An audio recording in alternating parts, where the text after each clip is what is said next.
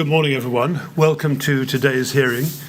Today we're going to hear evidence from the Right Honourable Brandon Lewis MP, currently the Secretary of State for Northern Ireland, but formerly a junior minister in the Department for Communities and Local Government. Yes, Mr. Kinnear. So may I call Mr. Lewis? Thank you.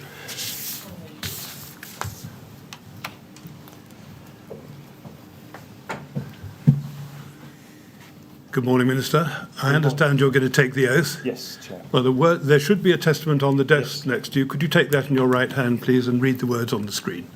Absolutely. I swear by Almighty God that the evidence I shall give shall be the truth, the whole truth, and nothing but the truth. Thank you very much. Please sit down and make yourself comfortable there. Good. All right? Morning. Yes, Mr. Kinnear, when you're... Thanks, sir. Would you please confirm your name for the record? Brandon Lewis. Thank you, Mr. Lewis, for attending the inquiry today to assist with your evidence. As I've said to all witnesses, I will endeavour to keep my questions short and simple. Sometimes it doesn't play out like that. So if any of my questions are unclear, please say so, and I'll try and remedy the situation. Excuse me. If you could keep your voice up whilst giving evidence, that will help the transcriber capture everything you say and everything you say accurately. And finally, if at any time you require a break, please don't hesitate to say so. Okay. Now, you have produced one statement for the inquiry, which we can find at CLG 000-31121. Is that it? Yes, that's it, yeah. And if we go to page 35, is that your signature? Yes, it is, yes. Have you read the statement recently? Yes, I have actually, yes. And can you confirm that its contents are true? Yes. Yeah. Apart from your legal team, have you discussed your evidence with anyone before coming here today? No. Now, the first issue I'd like to discuss with you today is the role and structure of the department. And between the 4th of September 2012 and the 15th of July 2014, is it right that you were the Parliamentary Under-Secretary of State for Communities and Local Government in the department of the same name? Yes, that's right, yeah. And you were responsible for fire and resilience, is that right? As part of my portfolio, that was part of it. When you were appointed, what was the nature and extent of your knowledge of fire safety policy? Effectively none. I'd not had any direct involvement in anything to do with fire, because even when I was a councillor, my council didn't have control of the fire service in that area, so it was a separate authority. And so you were presumably unfamiliar with the requirements of the Regulatory Reform Fire Safety Order 2005? Absolutely, yes, that's correct. Were you similarly unfamiliar with the contents of approved document B? Yes, I'd never heard of it. And on your appointment, did officials provide you with briefing material so that you could familiarise yourself, at least in broad terms, with the nature and extent of the live issues falling within your portfolio? Well, we had brief. Look, I don't consciously remember having briefings on those areas, particularly around the document B, because that's something that's only really come conscious to me when I've been reading through the papers for the inquiry. But officials will have at the time, as they do for any new minister coming into a role, gone through a briefing process, both papers and in person. Most of the briefing that I remember at the time was around the local government side of the role, because at the point I was appointed in September.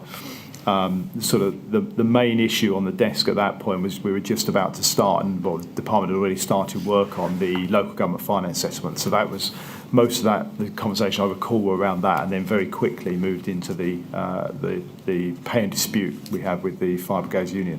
Thank you, Mr. Lewis. If I could ask you maybe to moderate the pace of your answers. Sorry, I make this plea on behalf of the transcriber, but thank you. No, that's a fair point. My mother would agree. When you were being given your briefing on appointment, do you remember any particular points arising out of fire safety that you were briefed on? No. Now, you say at paragraph 7 of your witness statement, and we can go to that, which is at CLG 000-31121/3, that the dominant areas of your portfolio in 2012-2014 were, as you've just now indicated, local government finance, the revitalisation of high streets, and the strikes by the FBU. During that 2-year period, were you aware of or made aware of matters relevant to, first of all, operational firefighting? Yes, in the sense of that was part of the discussion we were having with the Fire Brigades Union about pay and conditions, because there was issues around fitness and things like that. And obviously, as Fire Minister, when you're doing visits, you were briefed on how things operationally work. But that wasn't an issue that was at the forefront of the work I was doing, even in the fire part of the brief, which wasn't, outside of the strikes, wasn't the core part of the work I was doing as the Parliamentary Under-Secretary. When you were the Parliamentary Under-Secretary, your Secretary of State was Eric Pickles, is that right? Partly, yes. Actually, while I was Under-Secretary, yes, it was. Until yes. May 2015? Yes. And from May 2015 onwards, Greg Clark was appointed the Secretary of State, is that right? That's right, yes. Now, you say at paragraph 10 of your statement, which is just at the bottom of the screen now, that in respect of fire and resilience aspect of my portfolio, I recall being supported at official level on fire policy by Dawn Eastmead and Neil O'Connor, as well as the Chief Fire and Rescue Advisor, firstly Ken Knight, and then Peter Holland. Now, Dawn Eastmead was the Deputy Director of the Fire Policy Team, and Neil O'Connor was Director of the Fire Policy Team, is that right? The best of my memory, yes. Can you help us? How, in practical terms, how were you supported by Dawn Eastmead and Neil O'Connor? In the sense that if we were having meetings, and at that time, from my memory, a lot of the meetings I would have been having around the fire service were related to the fire strike. Well, there were two things actually. We were selling off the fire training centre, so there were discussions around that, with privatising that, and also around what became the fire strikes and the dispute with the FBU. And they would have been briefing me on those issues, generally present in meetings with the FBU, would have been particularly Neil O'Connor, and Dawn Eastmead as well, particularly on the Fire Kills campaign, which was a campaign we were running sort of continually, but with a particular focus around the changing of the clocks, which is obviously very current after last weekend, to promote people's knowledge and understanding of fire safety and smoke alarms. Would you receive direct advice from them? Would Dawn Eastmead and Neil O'Connor be your principal advisors? Yes. To what extent would you receive advice on fire safety policy or fire policy generally from your special advisors? At any at that stage? For special advisors, no, it would have been officials. So as a junior minister, the interaction with special advisors would generally have been around in a format where if there was a submission put up to me as a minister, if it may well have on it comments from a special advisor around if they'd made any comments on issues, but generally it would have been from the officials. Would you routinely seek advice from the Chief Fire and Rescue Advisor? Yes, I think that's routinely is a fair comment. Ken Knight was in place when I first came into post. He retired fairly soon after I came into post. And then Peter Holland, and Peter would generally be involved in the conversations that I would have, yes. Can you give the panel an idea on what topics would you seek the advice of the Chief Fire and Rescue Advisor? Again, most of the conversations that I can remember, I don't doubt there were other conversations, but the conversations in my memory around that time were around the issue around pay and conditions, fitness, how we were dealing with the Fire Brigade Union in terms of seeking to initially not have strikes and then obviously to end the strikes, advice around through that period how we work with the fire authorities to make sure that they can manage through the strikes, to understand and be confident, both from my experts and also where somebody like Peter Holland and before that Ken Knight, but through that the core of that period would have been Peter Holland, would be their expert experience, and both of them being very, very experienced chief fire officers, their expertise around understanding that the teams had what they required to be able to manage through the strikes, and both at CLG itself in the command centres, but also working with the fire authorities, that they had the resources to be able to cope and to give us the confidence that they were able to manage to keep people safe through those strikes. So the broad thrust of the matters on which you'd seek Sir Ken Knight's advice and that of Peter Holland was industrial relations and matters pertaining thereto in the main? Yes, but that's because that was the sort of the main issue that was being dealt with at the time, because it was the acute sort of current challenge at that point. We also would have been having conversations from time to time that came from the back of a review that Ken Knight had done about the future of the fire service. We'll come on to these matters. Yeah, so there would have been conversations around that as well, but the main thing I would have been dealing with on the fire side through most of my period at CLG dealing with fire was the fire strikes. And so fire safety wouldn't be a prominent feature of those discussions. Is that a fair assumption? Yes, it is, and partly because of where the focus was, and partly because a fair part of what comes under fire safety is probably more properly dealt with through the building regulations team, which wasn't part of my portfolio. Now, did the head of fire safety policy, Louise Upton, brief you directly on any issue during your time as the Parliamentary Under-Secretary? She may well have done, but I don't particularly consciously remember that. I do remember Louise, so I've no doubt she would have been in meetings with me at some stage, yes. But the primary advisors were Dawn Eastmead and Neil O'Connor? To my memory, yes. Now, during your time as permanent Under-Secretary, were you, Parliamentary Under-Secretary, were you also supported by the head of the building regulations team, Brian Martin? No. Because building regs were outside the scope of your responsibility? Yes, they sat with a different minister. Now, between 16th of July 2016 and the 11th of June 2017, you were Minister of State for Policing and the Fire Service and the Home Office, is that right? That is right, yeah. And in that office, you were responsible for, amongst other areas, national fire policy, including fire safety, is that right? Yes, I believe, yes, that's, yeah.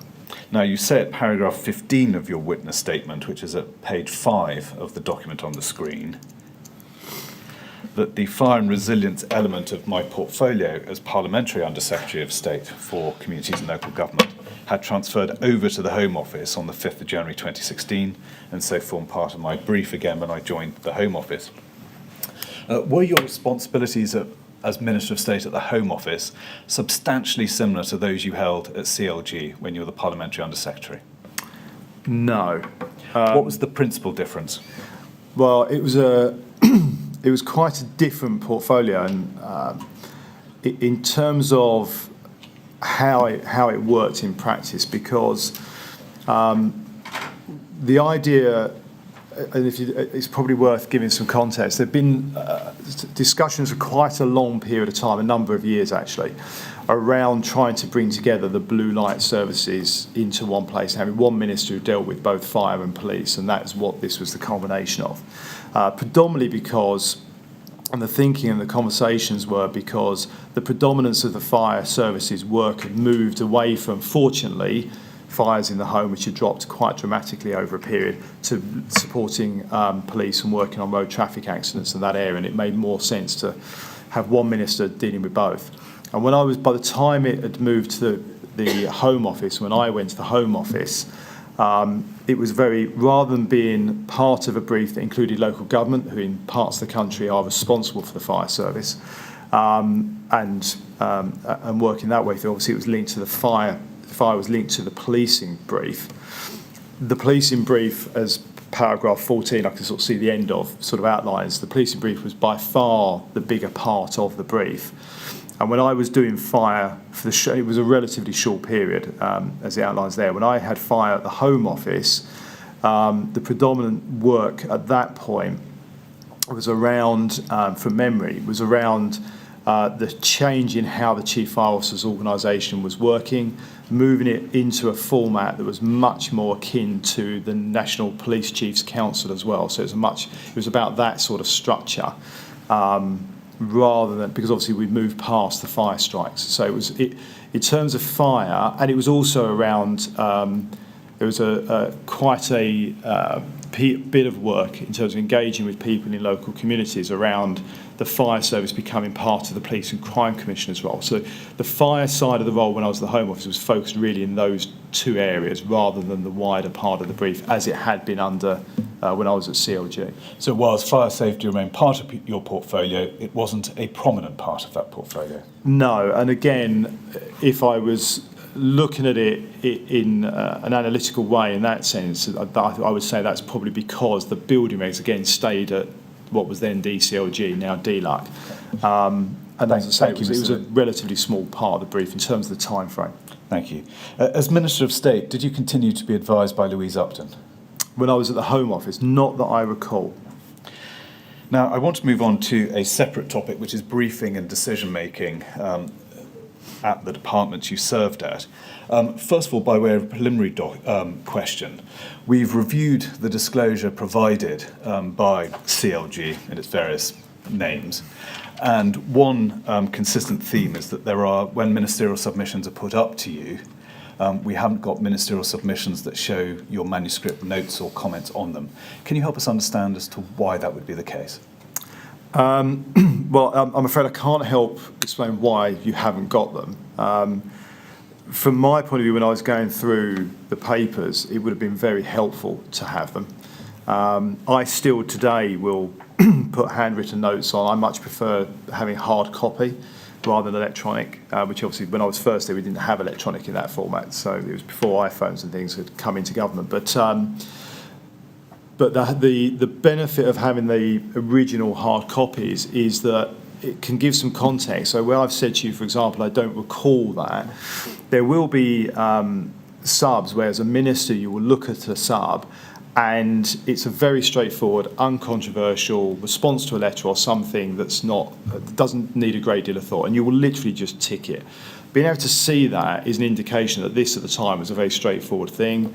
If there's no comment on there at all and no tick at all, it could well be because it was something that didn't actually come to a minister's box, because your private office could take a view that this was copied to you out of politeness because you're one of the ministers, but actually it's not directly involved in what you're doing, and therefore... Thank you.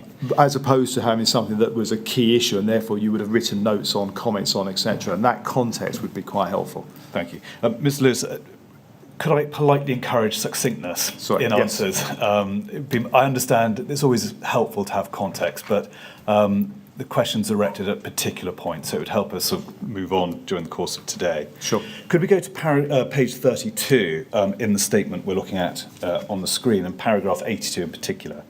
Now, there you say this, from the third line onwards: even where a submission, so it's ministerial submission, concerned my ministerial portfolio, if the matter was contentious, I would have anticipated the Secretary of State giving final approval. Now, in the particular areas of fire and resilience, during your time as a junior minister, can you give the panel an idea of the type of issues that would be ultimately decided by the Secretary of State? No, that's quite difficult to do now. I mean, as I say, with hindsight, I would say things like the fire strikes, the final decisions on what offer we would make, that would be a discussion between the Secretary of State and indeed at that time probably the Chancellor. Okay. Now, I'd like to move to a new topic, which is the briefing that you received before the Lakanal House Inquest, which started in January 2013, and Sir Ken Knight's report on the emerging issues following that fire. Now, if we can stay in your statement, go back to page 7 and paragraph 21. Now, at the foot of that page, that paragraph says this: on the 3rd of December 2012, my private office sent me a submission of the same date, updating me on the pre-inquest review for Lakanal House, which had taken place on 22nd of November 2012. Now, if we could turn to that particular submission, which we can find at HOM *0001135, we can see in the right-hand column at the top of page 1, the very top, it was drafted by Louise Upton and was dated the 3rd of December 2012. Now, if we look at paragraph 1, we can see that the submission was, and I quote, to bring you up to speed with the background and progress towards the inquests into the 6 deaths which occurred in the Lakanal House fire on the 3rd of July 2009. Is that right? Yes, yeah, I can see that. Now, before you received that particular briefing, what was the extent of your knowledge about the facts and circumstances of the Lakanal fire? I don't recall particularly having any beyond the fact that because it was quite a well-known tragic incident that it had happened, but I didn't have any particular conscious knowledge or memory of it. You don't recall any particular briefings devoted to the topic of Lakanal? No. Could we go to page 5? You'll see there the heading, the top of the page, Lakanal House background, and in the 3rd paragraph under the heading, the submission said this: on the 6th of July 2009, the then Secretary of State requested that Sir Ken Knight, as Chief Fire and Rescue Advisor, undertake an immediate review of the circumstances surrounding the fire to provide an independent overview of the investigations relating to the fire and to report back on emerging findings urgently. Sir Ken's report was published on the 6th of August 2009, highlighting various emerging issues, including concerns about fire risk assessments in social housing. As a result, DCLG instigated a programme of work to consider and address the emerging issues identified. Now, although you weren't in post as Parliamentary Under-Secretary at the time of publication, did you ever read Sir Ken Knight's report that he prepared, which was published in August 2009? No, I wasn't even an MP then, so I don't recall being aware of it at all at that point. When I became Parliamentary Under-Secretary, I may well have been given it to read, but I don't consciously remember that. Now, if we could turn to the report, which we find at HOM:001092, there it is. And if we could turn to page 24, Sir Ken said this in paragraph 2.2, which is in the lower half of that page. Although investigations are still ongoing, it is believed that the fire then spread externally to the 11th floor, where the maisonette directly above became involved in fire. This is not unique fire spread caused by the significant heat and flame coming from the uncontrolled. The firefighters having withdrawn from the 9th floor fire on the 10th floor and rising externally up the face of the building. Now, were you briefed in December 2012 about the nature of the external fire spread at Lakanal, to the best of your memory? Not to the best of my memory, no. Do you remember at that time, so we're talking the end of 2012, any discussion or briefing about the role of external panels in the fire? No. If we can turn to page 25, and if we look at section 3, and it's really the first paragraph of that section which says this: although the cause of the fire at Lakanal House has been identified, the fire development and fire spread was unusual. The initial investigations have not as yet been able to identify the mechanisms that caused the fire development and spread. Now, was the unusual nature of the fire spread at Lakanal a point that was emphasised to you at the time of this ministerial submission in December 2012? Not that I recall, no. Now, the next two paragraphs read thus: the principles of fire safety and firefighting in the UK are based on containment of the fire within a compartment. It is therefore important that there is a full understanding of how and why the fire developed and spread to ensure that this principle remains sound. It is anticipated that the outcome of the investigations will inform the question concerning the internal passive fire protection and external fire spread, and will be used to provide appropriate guidance on modification and refurbishment of premises, and to improve operational guidance for fire and rescue services regarding firefighting procedures in such premises. Now, earlier in this model, Sir Ken Knight gave evidence that at the time of the major failure at Lakanal, I'm using his words, was the failure of compartmentation and the way that the refurbishment of the premises had allowed compartmentation to fail. Now, was that a concern that you recall being briefed on in December 2012, either by Sir Ken or by Louise Upton or any other official? I don't recall that. I mean, that doesn't necessarily mean that they didn't put submissions up or go through it. But as I said, because at the time the main focus wasn't in this area, so I don't particularly recall this.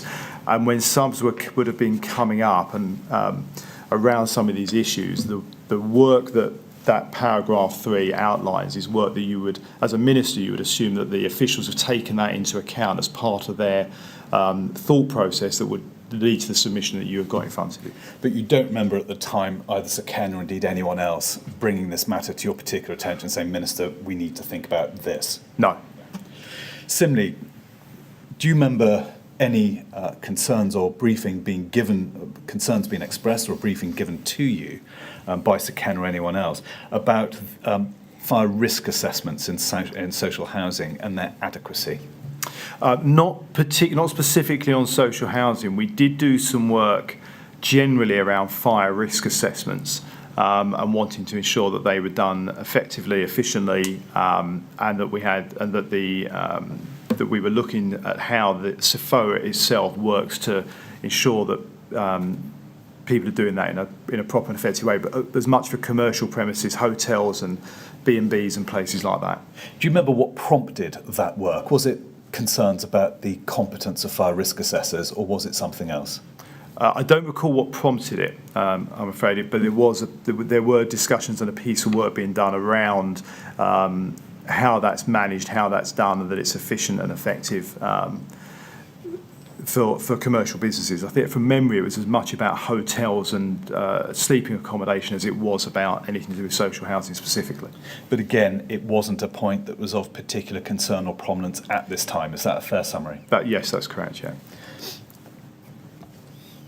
If we can go back to Sir Ken Knight's report at page 11, and it's really the heading under paragraph 7, which read, the Regulatory Reform Fire Safety Order 2005.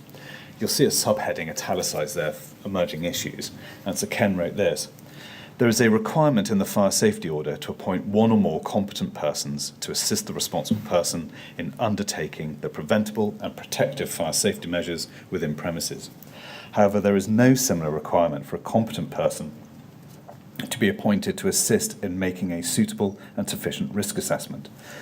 It is important that assurance be given to both the responsible person for the premises and the enforcing authority that a risk assessment has been undertaken by a competent person, particularly in relation to high risk premises.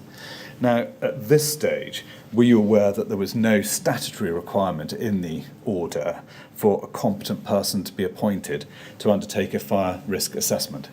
I don't recall being aware of that at the time, no. If you were aware of it, given that you have no background in fire policy, would that have struck you as a surprising omission in the legislation? I'm not sure it would necessarily strike me as a surprising omission. What we would be looking at, and the way we were focusing on things at the time, was allowing and trusting the experts in the sector to be able to do things. So part of the work with SFO was around they are the experts in the field, and therefore making sure that there is a duty on building owners to have proper safety measures and risk assessments in place, and having to know where they go to get that advice, i.e. from the relevant fire authority or whoever an appropriate expert person is, would probably be more the focus, rather than whether it's required to be statutory. As long as there's a duty there and there's a requirement, whether it's in guidelines or primary statutory, I think would be a secondary discussion. Would you nonetheless consider it from the lay perspective, which is essentially what you brought to bear, that as a baseline requirement, a competent person ought to be retained to carry out a fire risk assessment, given its importance in ensuring public safety? Oh yes, yeah, no, that's a very fair point. Yeah. Now, if we turn over the page to page 12, we see a box which is headed Areas for Consideration, and the first bullet point reads thus: consideration should be given to conducting a review as to how the responsible person under the Regulatory Reform Fire Safety Order 2005 can be assured that their assessment of risk is suitable and sufficient, particularly where the premises is of a higher risk. This assurance is particularly important where the responsible person may be relying on using someone else to undertake the risk assessment. Where appropriate, the current fire safety order guidance should be amended accordingly. Were you aware of that particular recommendation? I don't recall being consciously aware of that, no. Do you recall having any views on that, however preliminary or pregnant? Well, in the sense, yes, in the sense that not particularly related in the sense of it being to that box area for consideration point, but as I said, we were looking at how we made sure that there was a structure whereby the risk assessments were being properly carried out. It was actually part of a wider range of work around regulations that the government was doing more generally. And one of the things we were looking at was making sure that commercial premises were having proper checks, and actually we saw SFOA as the body that should be able to advise on that as the experts in fire. Now, Sir Ken's evidence of the inquiry was that he'd intended to recommend that Article 9 of the order be amended so as to place a duty on the responsible person to appoint a competent person to carry out a risk assessor in high-risk premises. Were you aware of that thinking that underlay Sir Ken's advice here? Not that I recall, no. Do you recall any conversation in which he raised this prospect with you as an idea or anything else? No. Now, Louise Upton told us that she had, and I use her word, potentially informed Sir Ken's office that any proposed revision of the order would not be looked upon favourably within the department. Would you have considered such a recommendation unfavourably? Well, I don't see why I would have particularly considered it unfavourably. If a submission is put up, my view has always been, and to be fair, I think this was the wider view across the department, if a submission was put up with a recommendation based on the advice of experts, then we would be taking the advice of experts. That's how submissions work, and it would be, I'd be surprised if we had our officials with all of their experience and an expert like Sir Ken Knight suggesting something that we wouldn't give that very serious consideration with a view to taking that forward as the appropriate way forward. I mean, it would depend on the wider context, but I would be surprised that somebody would assume we would not look at it favourably when it's coming from somebody with that kind of expertise. I hope I put this fairly, but the impression arising from Louise Upton's evidence was that there was a political predisposition against further statutory intervention in this field. First of all, is that something you recognise? Yes, in the sense that we would always look at, do you require statute? And to be fair, in government, we still do. Do you require statute to achieve what you're looking to achieve? Can you do it? Is there statutory powers in place that already allow you to do this through guidelines or regulations rather than having to do primary legislation? So in that sense, that's a fair point. But I think from my memory, and even when I was looking through some of the papers for the inquiry, I think we had a fairly strong record in DCLG, both before my time and through that period, of being very, very serious about the work we were doing to ensure fire safety. For example, the Fire Kills campaign, the work we did on carbon monoxide sensors, I think highlights we were looking to do all we could to ensure that we were working with the experts to keep people safe. Now, at the time that Louise Upton briefed in December 2012, had you been made aware of any other research that had raised further concerns about the quality of fire risk assessments being carried out in England? I don't particularly recall that, but no. I may take you through a few, and if you recall any, shout, but if not, say so. Now, can we go to DCLG's review from March 2009 about the effectiveness of the regulatory reform order? We can find that at HOM 000 46062. You can see there it's entitled The Initial Evaluation of the Effectiveness of the Regulatory Reform, Fire Safety Order 2005. Were you aware, in broad terms, you may no good reason to have read this in particular, but were you aware in broad terms of concerns expressed by what were described as stakeholders over the variability in the level of competence evident in the work of independent fire risk assessors or fire safety consultants, and that it had led, quotes, to some demands for a system of accreditation to be put in place to quality assure the work of such organisations or individuals? I don't particularly recall that specifically. There was always, and in that brief I had at the time, beyond fire, there was always in a number of sectors, people in the sector asking for more regulatory powers, and that happened in high streets and across local government, but I don't particularly remember that specifically. No. Another document is one that was published in December 2010, which I recognised before you entered office, just after you entered Parliament, indeed. The London Assembly's Planning and Housing Committee had produced a report called Fire Safety in London, Fire Risks in London's Tall and Timber-Framed Buildings. If we go to INQ 000 14711, that's the document. Do you remember seeing that at all? No. Could we go to page 41 and look at recommendation 7, which is at the top of the page? That recommendation said this: by 2012, DCLG, in association with the relevant bodies such as the Local Authorities Coordinators of Regulatory Services and Chief Fire Officers Association, should draw up national guidance to ensure mandatory minimum standards of competence for training and accrediting fire risk assessors. Were you aware of that recommendation? Not that I recall, no. Were you aware of the Fire Futures Review, which had been launched by, I think, your predecessor, Bob Neal, in July 2010? Yes.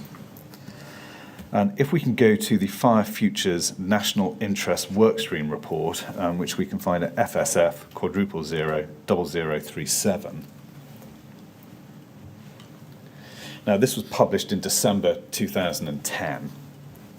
And if we could go to page 10 in this document and look at the fourth column on the left-hand side, it says this: there is currently a perceived low level of competency within the sector in relation to fire safety and built environment, not helped by the fact there is no common qualifications framework that covers building and fire safety competencies.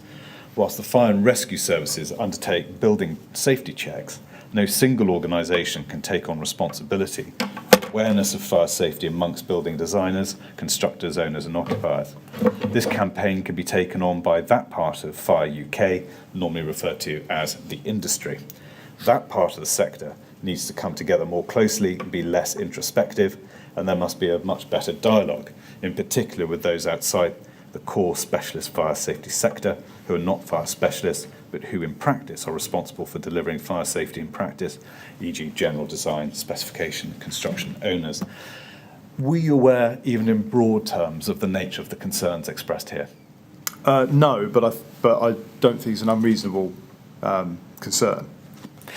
Is it one that you'd heard resonated elsewhere after you'd taken office as Parliamentary Under Secretary? Not particularly. As I said, there was always, in most sectors, in my experience at that point, as I say, not just in fire, but in other parts of my brief, parts of industry always were seeking to have some kind of a regulated structure for themselves. Oddly, and I appreciate this is not directly on fire, but the hairdressers is an example of that, where they wanted that, which becomes actually a barrier to entry to the industry. But I don't particularly remember specifically being lobbied or having people outline issues on this particular area. We were, as I say, the focus for us when I came into this post was in a different part of the brief, really. Can I turn to a separate topic now, which is a letter that was sent to you by the then Commissioner of the London Fire Brigade, Ron Dobson. It was sent on the 11th of December 2012, and it concerned definition of common parts under the order and fire risk assessor competency, as well as a lack of clarity in approved document B. Now, the letter is at LFB 000-32154. On its first page, it says this: Dear Minister, you will be aware that the London Fire Brigade has been carrying out an investigation into the fire that occurred at Lakanal, Camberwell on the 3rd of July 2009. In the course of that investigation, a number of issues have come to light that may warrant consideration by your department. The issues have been set out below as a number of recommendations. Appendix 1, which is attached to this letter, provides background information for each recommendation. And if we can skip a paragraph, we see recommendation 1. And this commended the following: that government provide further guidance regarding A, which parts and areas of buildings containing multiple domestic premises can be described as parts used in common parts, and B, how the fire safety order is intended to operate in relation to these premises, where the responsible person does not necessarily have control over features affecting common parts and or common fire precautions. Recommendation 2, that when the CLG sleeping accommodation guide is revised, consideration is given as to how the guide might provide greater assistance for fire risk assessors, owners and managers as to how they, as responsible persons, might comply with the order with regards to the common areas of domestic premises. If we go to the bottom of page 1, we find recommendation 5, that government provide further guidance in relation to requirement B4 of the building regulations, particularly with regards to the spread of fire over the external envelope of the building. And if we turn over the page, we find recommendation 7, that government provide guidance for the responsible person as to how they might assess that the risk assessor has sufficient training, experience and knowledge to carry out a suitable assessment of the risk in complex and high-risk premises. That's a long run-up to a short question, which is, do you remember this letter? Yes, I do, yes. And it's one of the things I'd looked at in terms of putting together my witness statement. And did you read it at the time it was received? I'm sure I would have done, yes. Now, if we turn to the ministerial submission that included a draft response prepared by officials to the Commissioner's letter, We find that at CLG *0001859. Again, we can see from the top right that the submission was drafted by Louise Upton, and we can see that it's dated January 2013 and that it had been cleared by Dawn Eastmead. Now, do you recall having a discussion with either Dawn Eastmead or Louise Upton, or indeed both, about the substance of the Commissioner's letter? I don't particularly recall having a discussion about it, but it is entirely possible that we would have done. Yeah. Do you remember, thinking about matters more particularly, do you remember discussing the substance of the proposed response? No. No. Would you discuss with officials the substance of a proposed response to this type of letter, or would you scan it and approve it if it didn't raise any concerns with you? And I wouldn't necessarily have a conversation with officials about it. It would depend on, excuse me, the first, it's quite likely the first I saw of the Ron Dobson letter would have been, it would normally come to a minister, in my experience, the letter from Ron Dobson would have come with the submission and potentially the draft reply all at the same time. So what I would have done as a ministry is look through that. If I'm happy with it, I would have likely just ticked it, signed it off to say that's fine. If I had queries, we may well have then had a conversation about it. That's the likely process it would have gone through. When you're looking at the letters, proposed letters, are you most particularly looking out for matters that are of political sensitivity? Is that the primary focus when considering these drafts? Not necessarily. I mean, that will be something that you would think about, but as a politician replying to a letter, it's instinctive. It's just instinctive, and the reality is everything you write knowing it's going to end up at some stage as a public document. But in something like this, you would also be looking through to, do I actually, is the reply a reply we're happy with in whatever context? This would have, and I can see from the top left, this has gone to myself, the then Housing Minister and the Building Regs Minister, Mark Priskin, Don Foster.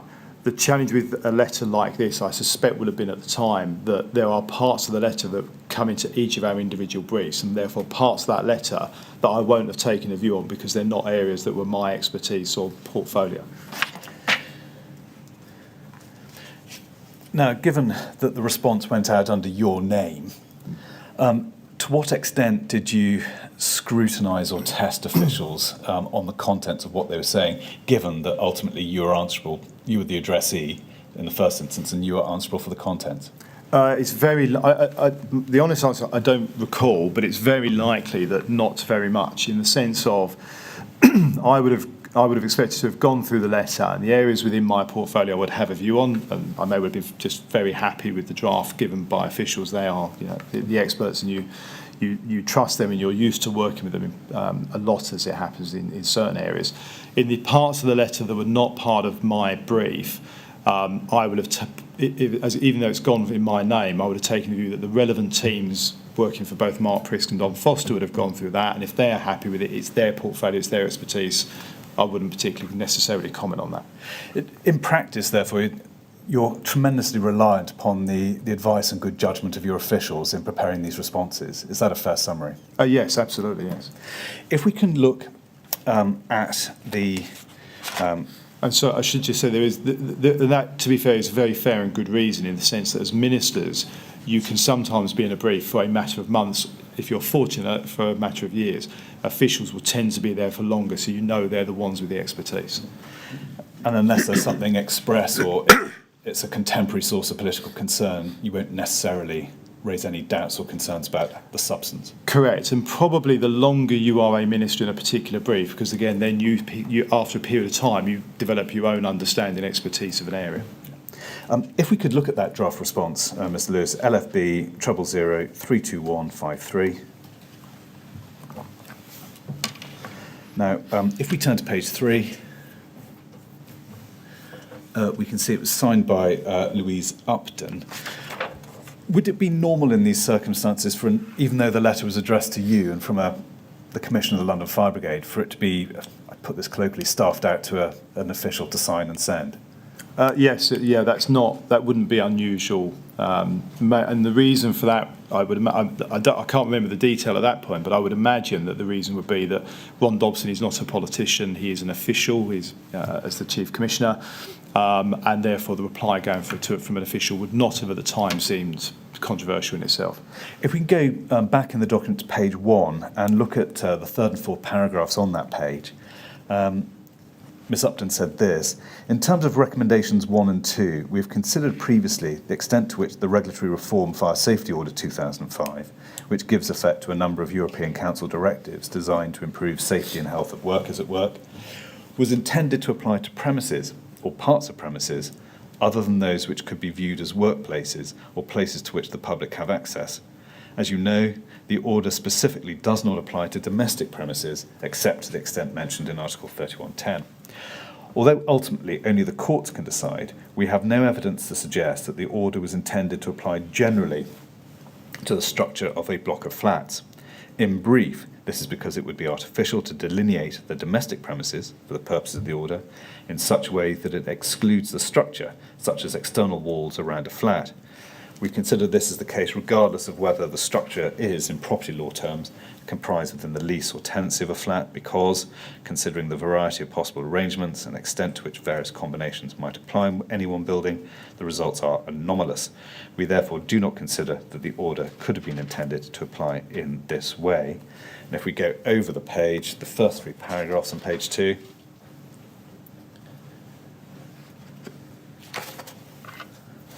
she recognised the legislative complexity in the first paragraph.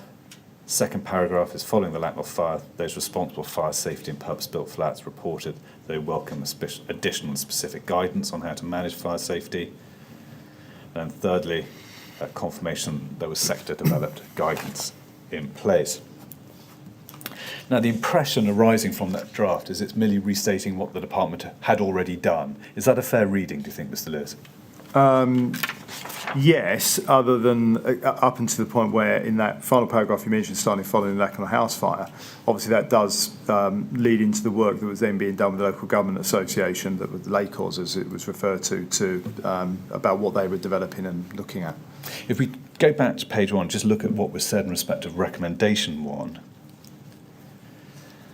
Would you agree that the thrust of the response was that the department did not plan to implement the LFB's advice and recommendation that the guidance be given on the definition of common parts for the purposes of the order? Reading that paragraph, yes. And the department's response in respect of that definition was essentially that it would be doing nothing more. Is that a fair reading? Yes, in the sense that the outline was that what was there and in place was satisfactory. And presumably you were content with that approach? Yes, and as I say, at the time, what I can't recall, and this comes back to your opening question around the way subs are dealt with and being able to see notes, not being able to see the original notes. It is entirely possible that some of these areas would not have been directly in my portfolio, and therefore I wouldn't have particularly commented on it, and I would have taken the view that the officials working with the relevant ministers would have put that together in a format that was right. And would it be fair to say that you had no informed view of the problems flowing from the absence of a definition of common parts? Yes, that is a very fair point. And you defer to officials on that particular point? Yes. Now, Louise Upton told the inquiry that there was a lack of clarity within the department about the scope of the definition or the absence of any definition of common parts. Was that something she told you about? Not that I recall, particularly in this context. I'm not saying she didn't, I just don't particularly recall it in this context. There were, and this coming to the final paragraph that's on the screen in front of me, there were conversations in a different context at the time, because there were issues around ownership and how you deal with these areas, but with example, not particularly with regard to fire safety, but in a different context, when I was in the housing brief, around, for example, care homes and residential care homes, and exactly where the private domain ends and where the common area begins. So that conversation in a different context happened, but that was at a later point. Now, when Ron Dobson gave evidence to the inquiry, he essentially said that the concern which underlay recommendation 1 was the rapidity of fire spread at Lakanal. Was that concern made clear to you by officials when briefing you on the substance of this response, do you recall? No, not that I recall, no. Would it have been unusual for you to have received correspondence from the LFB Commissioner in these terms, making specific recommendations for reform? No, I don't think so, in the sense that at a couple of levels. One is obviously I was the Fire Minister, so for Ron Dobson as the Commissioner, he would naturally write to the Fire Minister, even if it was related to other areas. And it would be for me as the Fire Minister who had the relationship with the London Fire Commissioner, my team would be the ones who would do the work, even if it was with other ministers and other parts of the Parliament, to then compile that to respond. And I would have had quite a lot of engagement with Ron Dobson as the London Fire Commissioner. He's the sort of premier fire chief in the country, as it were, so on a whole range of issues, rather like the Metropolitan Police Commissioner. They have a wider role than just London and an expertise. So I would have had a lot of interaction with Ron Dobson generally. Just following on from that, Relative to other chiefs. Bearing in mind that answer, did you ever say to Ron Dobson, listen, I've seen your letter of December 2012. What in particular was prompting it? Why have you written to me in these terms? Not that I recall, but that's most likely because it was being dealt with as part of the work that the department were doing, and I would have been comfortable at the time that the department was properly replying and responding to the issues he was raising. Now, if we can look at what is said in the response in relation to recommendation 5, and if we go to page 3, the top paragraph, said requirement B4 of the building regulations and its supporting guidance explicitly state that external walls should adequately resist the spread of fire over the walls and from one building to another. Further guidance is given in the BRE publication, which is quoted there, which explains the objectives for controlling fire spread on the external envelope of tall buildings in detail. Now, the gist of that response is that requirement B4 and its supporting guidance was sufficiently clear about external walls and fire spread. Is that a fair reading of that paragraph? Yes, and this paragraph, I think, falls into the category I mentioned that I sort of refer to in a different context, which is the sense that because this is explicitly about building regulations, this is not part of the letter I would have necessarily had any knowledge of or taken a view on. I would have trusted that the officials working through the building regs team, which would have been a different minister, whether it was Don Foster or Stephen Williams, I can't quite remember the time frame, but that is correct and they were happy with it. Having read it, however, and noting Louise has underlined the word "and," I actually would say I do think that is clear as well. Yeah. Now, could we return to Mr. Dobson's letter, LFB 000-321-54/6? And this is the bit of the letter where he sets out a bit more of his reasoning, which underpins recommendation 5.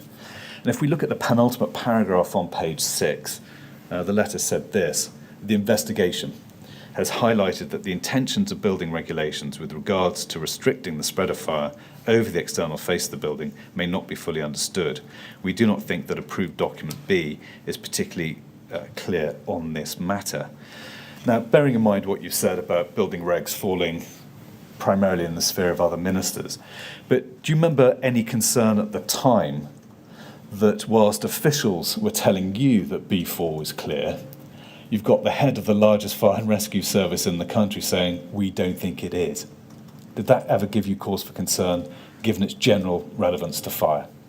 No, I don't recall it doing so. And when you look at the Louise Upton response and that particular line around the phraseology, as I say, where she underworded the word "and," even reading it with somebody without, I would have taken two thoughts on it. One would have been, first of all, the building regs team are confident, they're the experts, they have said that this is okay and this is correct, and I would have trusted that, and the relevant minister I would have expected to comment on it if he felt otherwise.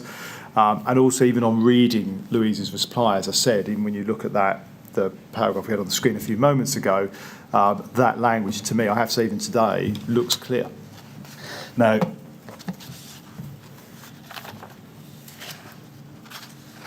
bearing in mind the strength of the letter and the fact he's written to you, do you remember discussing the contents of Mr. Dobson's letter with Sir Ken? No, I don't actually, no. Did it pass through your mind that it would be useful to have Sir Ken's views as to whether Mr. Dobson's concerns reflected broader concerns amongst fire and rescue authorities? Well, I wouldn't have got involved in an issue around building regulations. So that would have been the building regulations minister. The other recommendations. Yeah, no, I would have. Just that. It is very likely at the time that around wider issues around the letter, I may well have had a conversation with Sir Ken Knight. I just don't particularly recall it. None's referred to in your witness statement. So can we presume that one didn't take place, or would that? Well, as I say, fair? I have no recollection of those conversations happening at the time. But as I say, I would have been engaging with and talking to, whether it's Sir Ken Knight and others, on a whole range of issues at different times. So that doesn't mean it never came up, but I don't recall a specific conversation around it.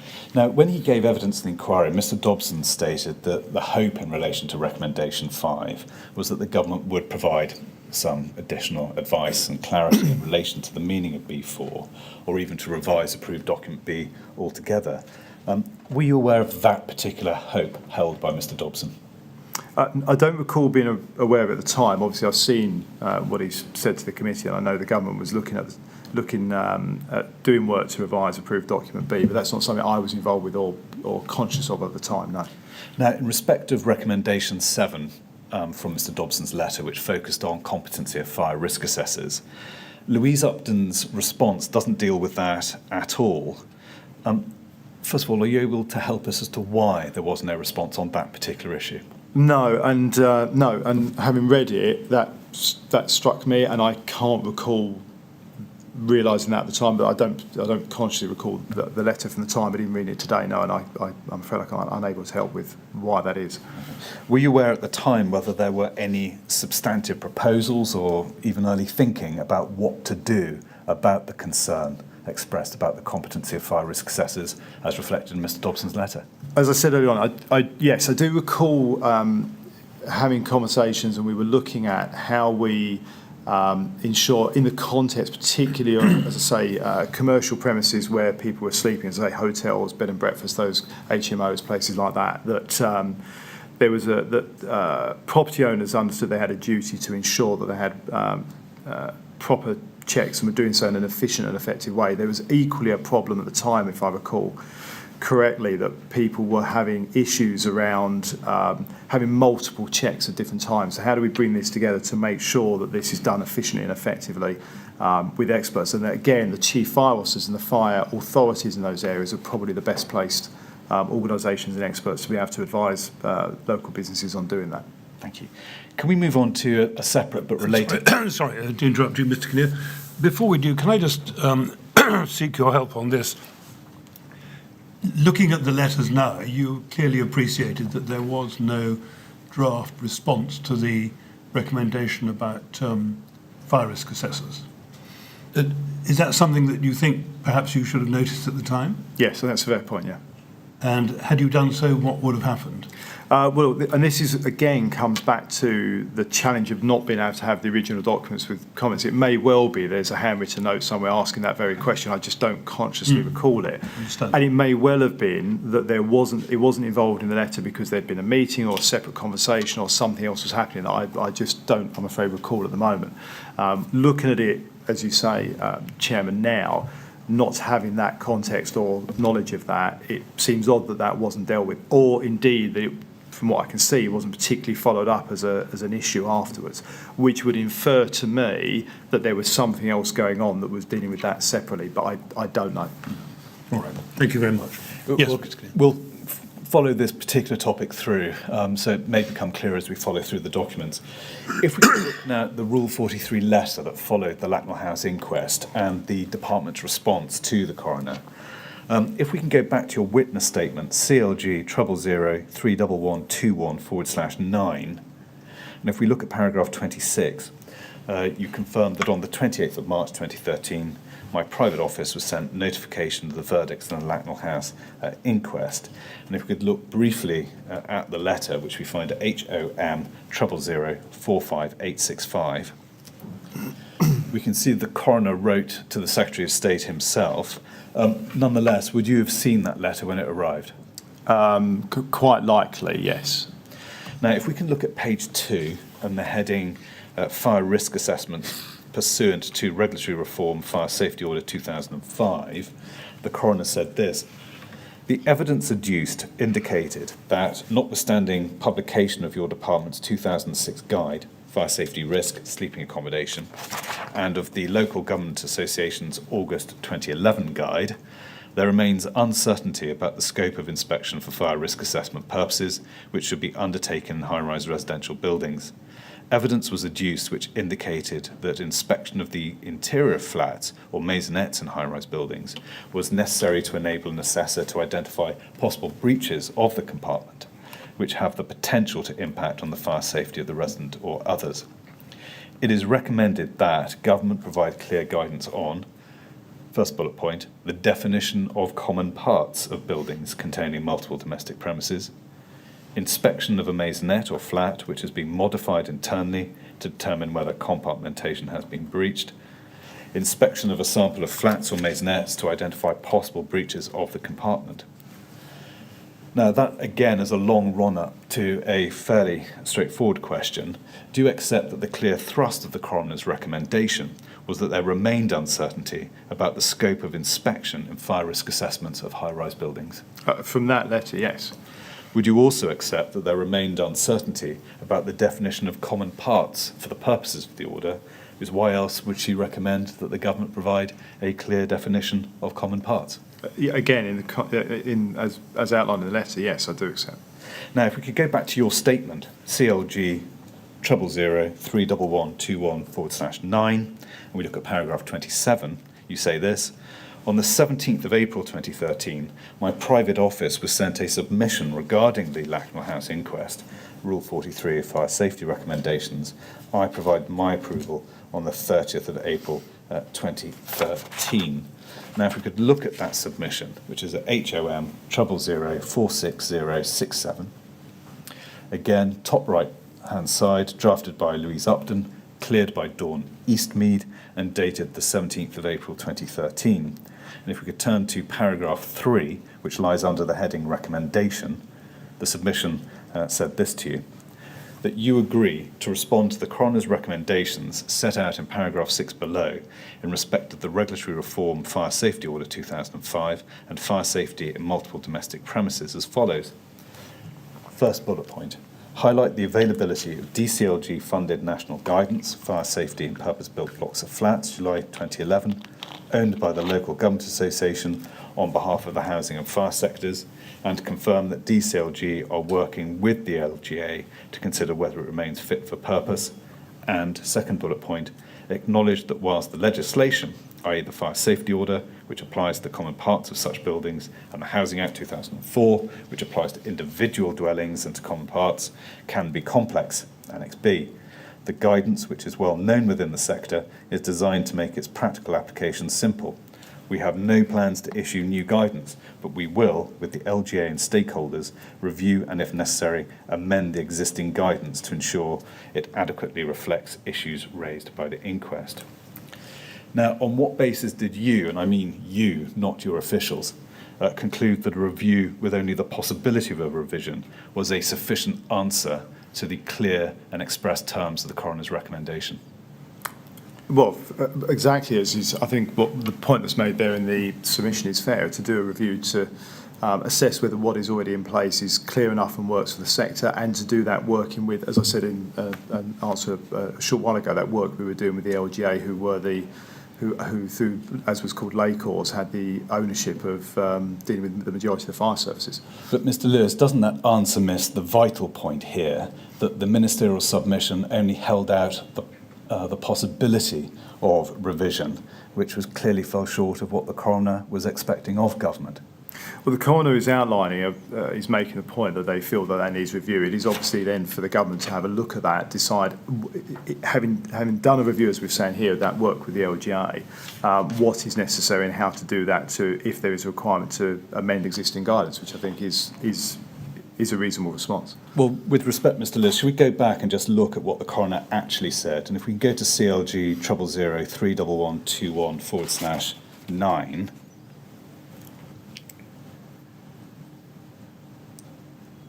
Sorry, that's a wrong reference. What I'm trying to find is the, sorry, HOM 000-458/9. 65, apologies. And if we turn to page 2, and if we look at the bottom paragraph there, if that could be expanded, the coroner was clear and express and unambiguous about what she said, which is it is recommended that the government provide clear guidance on. So a review which offered only the possibility of revision, I suggest to you, falls far short of the more direct provision of clear guidance that she was expecting and recommending. Would you accept that? Oh yeah, no, look, I don't disagree. I accept that what the government was proposing is not what the coroner directly asked for in that letter. But my point is that having had the coroner ask for the government to provide clear guidance, the definition of common parts, the government's looking at whether the guidance that's in place is good enough and whether and how to change that is, I think, is a reasonable response. But it's not a response to what she recommended. Would you accept that? Well, she's recommending the government provide clear guidance. If you look at what the submission says, the submission part of it, I would make the case to you that part of what the government is saying is to look at whether our guidance is clear enough, and to then take a view about what needs to be amended. If it needs to be amended, it would be. And through that period, there was quite a lot of work done at CLG in a range of areas, as I touched on earlier on, around improving things for fire safety. So I think if there was a view that it needed to be improved, that we would have looked favourably upon that. But it's right that the government does the work to make that assessment. Now, bearing that in mind, when you were considering the ministerial submission, do you remember putting, figuratively or literally, the coroner's letter on one side of your desk and looking at the proposed response and asking yourself the question, have we done what the coroner is expecting of us? Well, I don't particularly recall consciously having the submission from the officials, but it certainly would have been a submission I would have had at the same time, as they'd have been together, so I'd have been looking at them at the same time, yes. Did you discuss the substance of the submission with either Dawn Eastmead or Louise Upton? I don't recall. And that again is where having some of the original documentation would help, because I would have likely written on it wish to discuss or something along those lines. But as I say, I don't recall a specific meeting on that. You said you were likely to have written, let's discuss. Why do you think that was a likelihood? Was No, that just something? No, my point was, if I had had a meeting on it, this is where the original documentation would be useful. I don't recall having a specific meeting and conversation on this issue. The original documentation would be useful, because if I had have done, or if I'd have wanted to, I'd have likely written on the sub something like, I want to discuss this, but I don't recall that. Now, were you aware at this time that a review of the LGA had been carried out in 2012, so before this letter, and that review had revealed that some stakeholders considered that there were gaps in that guidance, including in respect of flat entrance doors, vulnerable people, personal evacuation plans, and the competency of fire risk assessors? I don't recall being aware of that at the time. I've seen it through the documentation, obviously, for the inquiry. Is that the type of information which you would rely upon officials to give to you? Yes. Yeah. Particularly where the guide is parade and aid? Even if it's... If you let me finish the question, Sorry. in relation to the effectiveness of the government's response to the coroner's recommendations. Yes, even if it's in the context of an official saying this is our draft reply and this is the reason for it, I would expect to have it put in that format. Yes, because when you see a submission, you work on the basis that your officials, who are, as I said earlier, effectively the experts you're dealing with this in issues generally, will have taken those issues into account, and you have to work on that basis because they're the ones with the expertise. Now, did you discuss the proposed response with your Secretary of State, Eric Pickles, before it was sent? Not that I recall particularly, no. Even though he was the addressee of the coroner's letter? Well, it's, as I say, I don't recall having a particular meeting about it. He would, if there was a reply from myself or comments from myself and a sub, they would have then, the way the system works, they would have then gone up to the Secretary of State's office in the same way that they do in the department I'm in now. When I see a submission, if it's gone to a junior minister, when it comes to me, it will have the junior minister's comments on it for me to consider. Now, a review was conducted by the LGA of its guidance in around June 2013. We've heard from Louise Upton that there was little substantive response to that review, although there was robust endorsement from its authors, which was construed by the department as an indication that the housing and fire sectors were content that the guidance remained appropriate, fit for purpose. First of all, were you aware of the fact of the review and its conclusions? I don't. I mean, I know there was a review done, but I don't recall being consciously aware of it particularly. Can I now turn to a separate topic, which is the response provided by the Fire Sector Federation to a coroner's letter which was addressed to them? And if we go back to your witness statement, CLG 000312121/21, paragraph 54 of your statement at the top of the page, you say this: on the 24th of May 2013, my private office received a submission regarding the FSF response to the coroner in the Lakanal House Inquest and an invitation to discuss taking forward the findings of the focus on enforcement review. I addressed this review later in my statement. The FSF response to the coroner explained that they were focusing on the immediate questions of competency and effectiveness in carrying out fire risk assessments. The submission recommended that I, quote, propose a meeting to discuss the synergies between CFOA and the FSF stated objectives of supporting proactively regulatory compliance and enforcement to better support businesses. Can you remember, did you read the FSF's response to the coroner? I may well have done it. I don't remember it now, but I may well have done at the time. Were you aware that the coroner had asked the Federation to consider whether it had a role in clarifying the scope of fire risk assessments and in particular providing further training for fire risk assessors?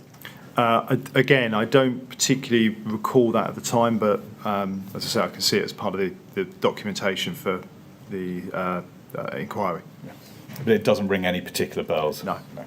If we can stay on page 21, but look at paragraph 57 of your statement, where you say that you set up a meeting with Paul Fuller on the 10th of July 2013, and fire risk assessor competency was a proposed agenda item for discussion.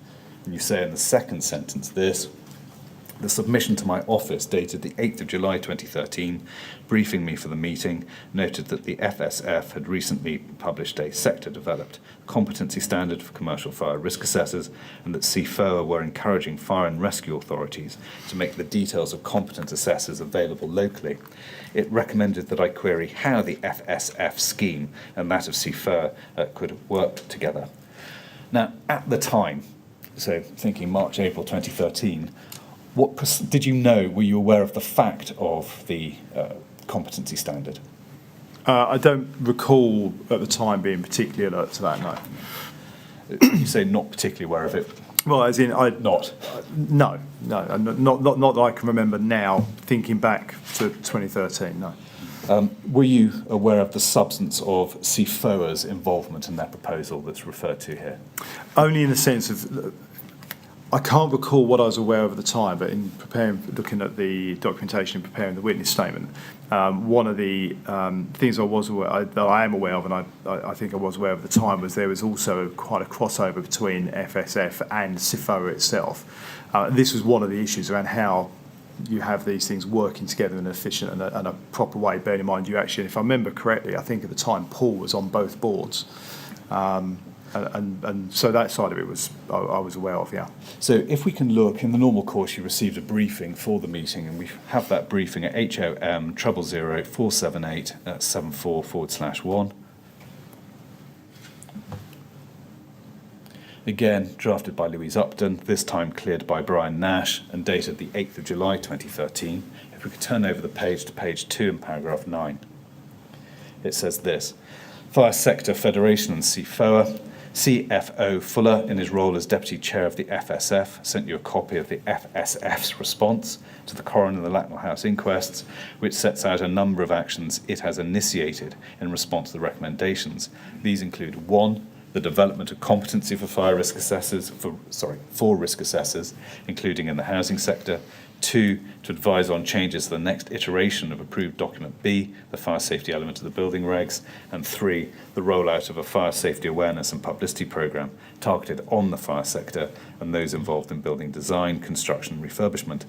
Given the FSF commitment to apply its influence at the national level to articulate a core concept of integrated fire safety, we suggest you ask CFO Fuller for his view on how these will be taken forward in tandem with the relevant enforcing authorities, e.g. FRAs, fire rescue authorities, local authorities who enforce housing legislation and building control bodies. And if we could look below at the proposed agenda items, which are on page 4,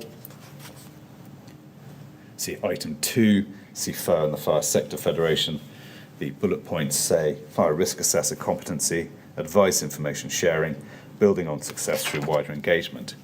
And then the question was, how do you see the FSF and CFIR working together to ensure those needing fire safety advice get consistent information on which to base their decisions?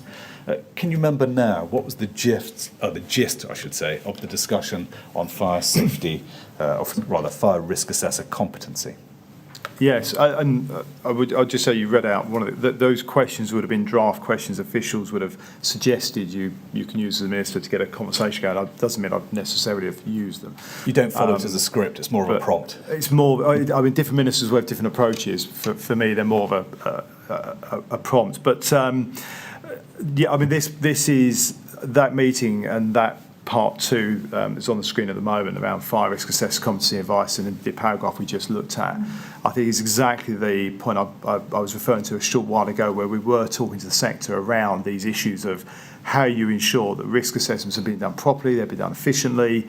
Particularly, as I say, in my mind, the focus actually was around bed and breakfast, hotel accommodations, places like that, because obviously you have got, and there was conversations at the time, there's a huge number around the country of small, privately owned hotels, not necessarily the big chains, and therefore ensuring that people have confidence that they are being properly risk assessed and that the owners understand, A, that they have a duty, and also that they, to their customers, obviously, and also that they have access to getting that advice from experts. So it was that work, and obviously as the sub around this outlines, Paul Fuller had a particular role across both organisations, which meant you could bring this together, and that was also part of the conversation, making sure this is joined up. Do you remember any particular discussion about the National Housing Fire Safety Group's development of qualifications for risk assessors? And Mr. Fuller had cited this in his response to the coroner. Do you remember that being a topic of discussion? Not specifically, no. But as I said, that doesn't mean it wasn't. I just don't recall it. Sir, that is possibly a convenient It's point. a good point. If I may suggest a break until 11:30, that will allow us to keep on track to allow Mr. Martin to start his evidence clean at 2. You want to truncate the break a bit, do you? Yes. Well, Mr. Lewis, we have a break during each session, and now is the time to take it.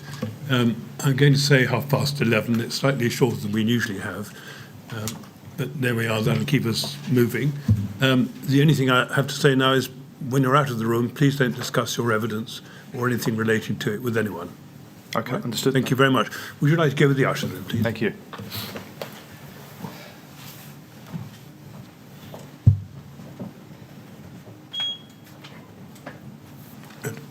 Thank you, Mr. Kinnear. 11:30. Thanks, sir.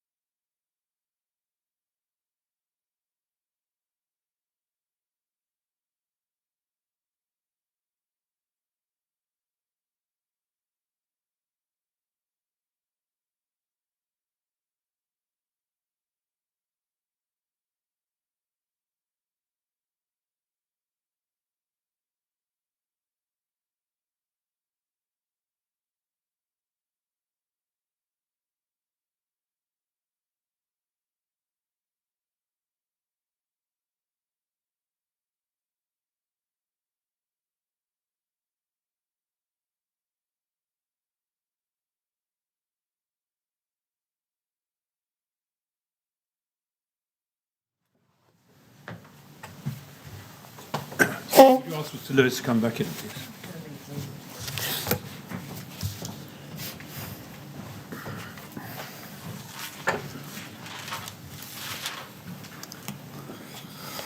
Right, Mr. Lewis, ready to carry on, I hope? Yes, Chairman, thank you. Thank you very much. Yes, Mr. Kinnear. Thanks, sir. Mr. Lewis, can we turn to a new topic, which is the enforcement review of the RRO that was carried out in 2012? Now, you refer to this in paragraph 54 of your statement, and you exhibit the review to that. We see it at HOM 000 26445.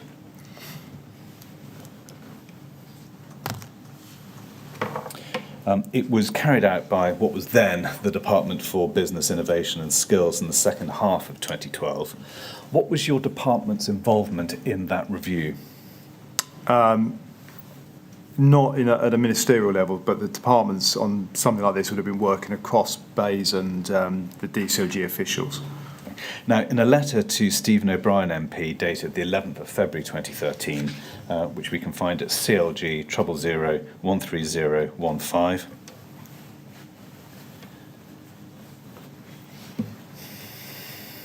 we can see that in the final paragraph on that page, in the last sentence, you inform Mr. O'Brien thus: the review process is nearing completion. The outcome will help inform the fire sector and how it can proportionately support business and commerce achieve compliance under the fire safety order. Can you help us? How and in what ways did you expect the review to inform the fire sector to comply with the order? Oh, well, that would, to be fair, that would have depended on what the outcome was. It was being led by BAYS. I've responded as the Fire Minister, but as it says in there, that was a BAYS-led issue, so I wasn't directly involved at a ministerial level. Now, if we can look at page 19 and the summary of the review, and if we look at the first substantive paragraph, we see that the topic of commercial third-party fire risk assessors was discussed. And it says many small businesses are using commercial providers to carry out their risk assessments with little assurance available on the quality of their service. Moving further down, it says this, it's halfway in the first paragraph. However, it is clear that many businesses use commercial third parties to carry out the risk assessment. Until recently, no certification or accreditation existed in relation to these services, and none are currently required in the market, meaning that in effect anyone can offer their services. Some businesses reported overselling by assessors. There were also equipment suppliers, and a number of fire professionals questioned the quality of some commercial providers. In practice, a third-party assessment offers no guarantees to a business, and sometimes they will find that a fire protection officer will ask for additional measures beyond those identified in the bought-in fire risk assessment. And if we could move further down the page to the second paragraph, and halfway down that, the review concluded, it should be noted. It should be noted that some business bodies are not in favour of accreditation for third parties, seeing this as another regulatory step, identifying the risk that it may squeeze some smaller operators out of the market, and also because they think it may in time lead to businesses having to use a third-party assessor and thereby lead to increased costs for small businesses. A number of fire industry professionals nevertheless felt there was a good case for certification and accreditation. Now, would you agree that on any view, this is another example of concerns being expressed regarding the adequacy of commercial fire risk assessors? Yes, I think this again is part of the point I was making, excuse me, before the break, around the work we were doing with the fire sector and ensuring that property owners understood that they needed to have and where they could get good expert advice. Now, did you read the review when it was published? I may well have. I don't recall, but I may well have. It's likely I would have done. Did this particular finding resonate with you, or can you remember it being the subject of discussion with officials?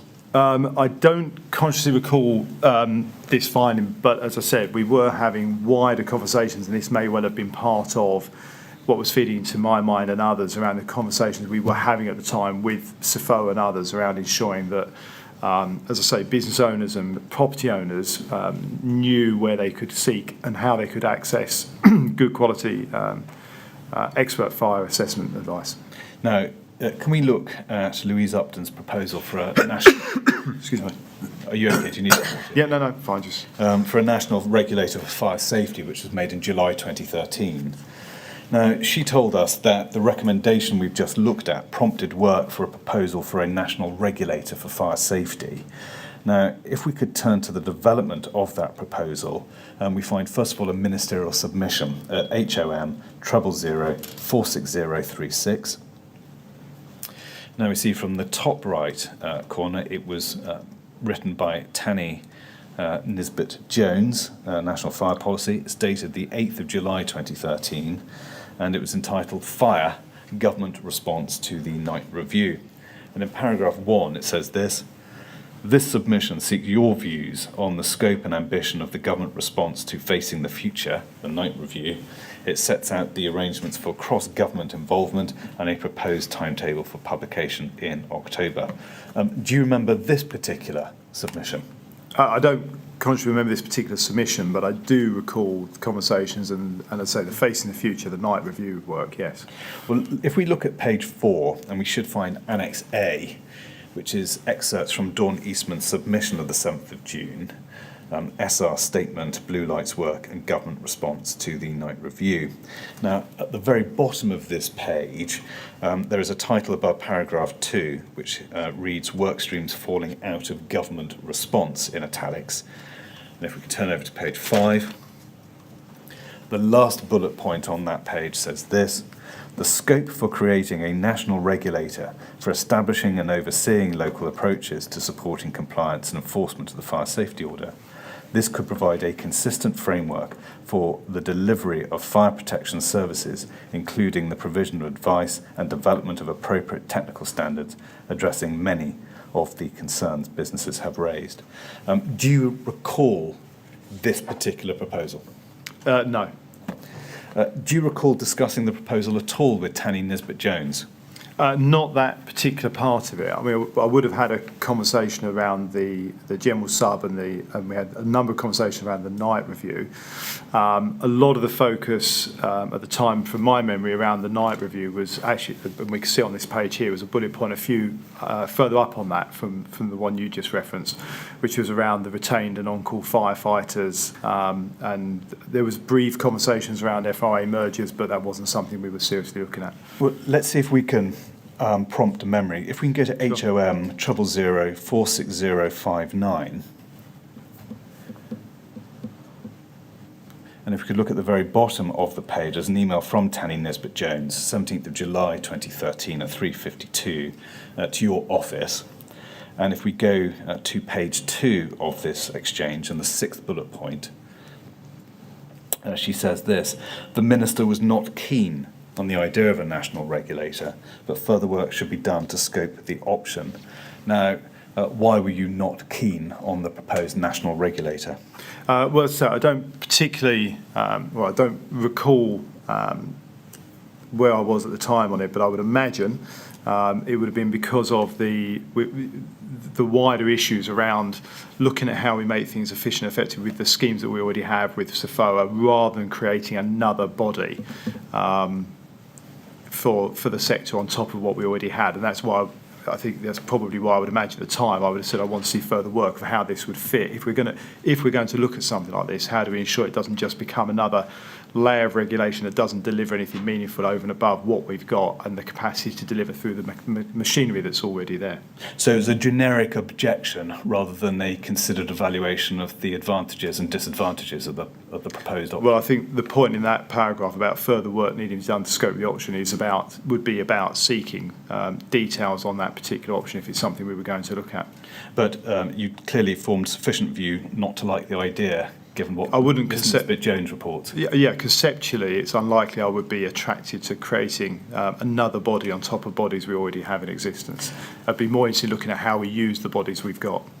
Now, we know that Louise Upton was commissioned to make a start on developing a range of options, and we know that she produced a paper in December 2013 on the proposed national regulator for fire safety.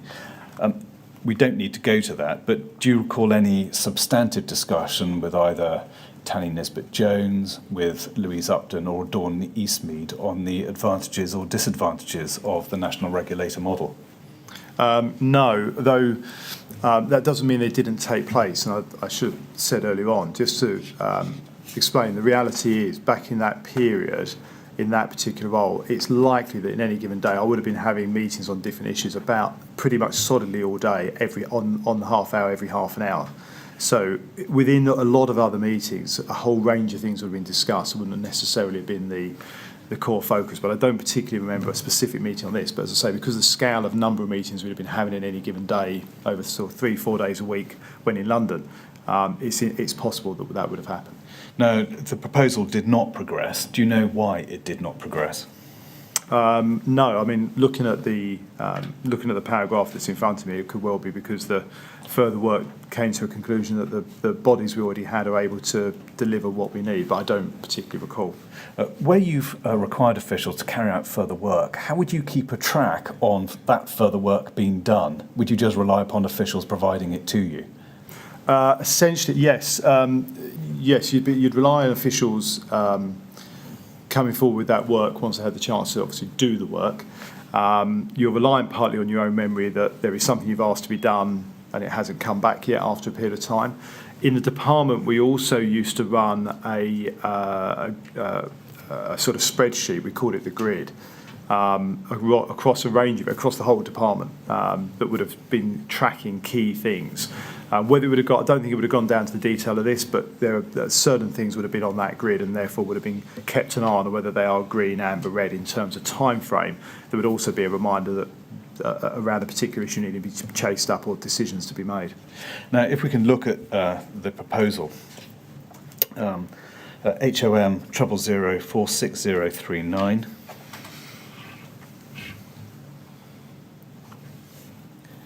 and if we go to page 2, and it's really the first line of the second paragraph from the head of the page, the paper says this: Minister's expectation has been that the fire sector will step up to the plate and work together to deliver a strong self-governing sector.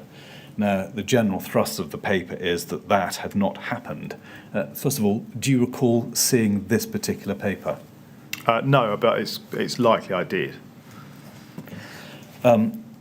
Can you remember why you continued to support the concept of a self-governing sector when the evidence was building up that it wasn't stepping up to the plate to the extent required? Because generally across government at the time, we were, and particularly thinking, fire at that point effectively formed part of the local government family. It came within the local government association. In many parts of the country, it was governed by county councils, as still is actually, through local authorities. So it formed part of the local government family.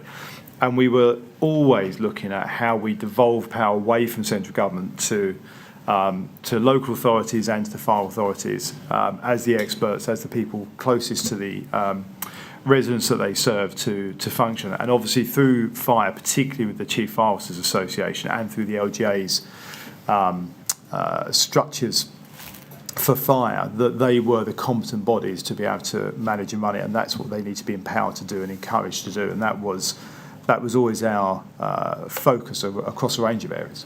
Now, on the assumption that you maintain an open mind on these matters, can you help us? What would it have taken to have shifted your preference for a sector-led approach to one of regulation? I'm thinking particularly in the area of the competency of fire risk assessors.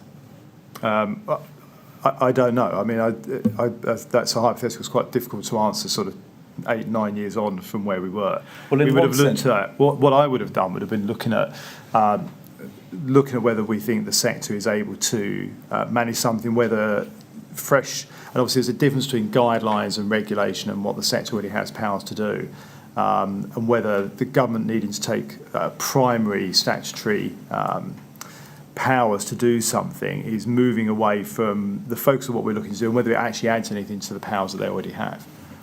But given the overall thrust of government policy at the time, which you've summarised for us today, Can you give us an idea, though, of what would have been required in terms of event, in terms of level and noise of complaints regarding, for example, fire risk assessor competency, for the government to have taken the decision that regulation was now justified and that the sector-led approach had failed? Well, I think you look at it, we would be looking at on individual cases, as we did with things like the carbon monoxide testing program, which we obviously issued through CLG through a different part to my own portfolio. But there was a range of areas where we were through that period, particularly in building regs, planning and other areas, bringing in regulations. So where we felt it was the right thing to do and it was the only way to deliver something, then we weren't shy of doing that. So it would have been on a case-by-case basis on a particular issue. Well, bearing in mind that answer, let's look at page 3 of this paper, and in particular under the heading Implications, which is in the bottom half of that page. The first paragraph under that heading says this: without an effective sector-wide holistic approach to fire safety, it seems that the government's policy of standing back to allow the sector to fill the space vacated by government is risky. The paper then goes on to identify 6 particular risks. First, the government's reputation on public safety. No one has any certainty on standards, benchmarks for appropriate levels of safety in non-domestic premises, and the policy of allowing the sector to fill the gap is criticised.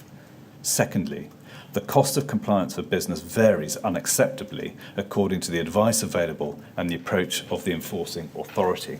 Turn over the page. Thirdly, the courts and/or government are increasingly asked to arbitrate in disputes between businesses, increasing the perception of sector failure and a lack of interest in appropriate public safety standards.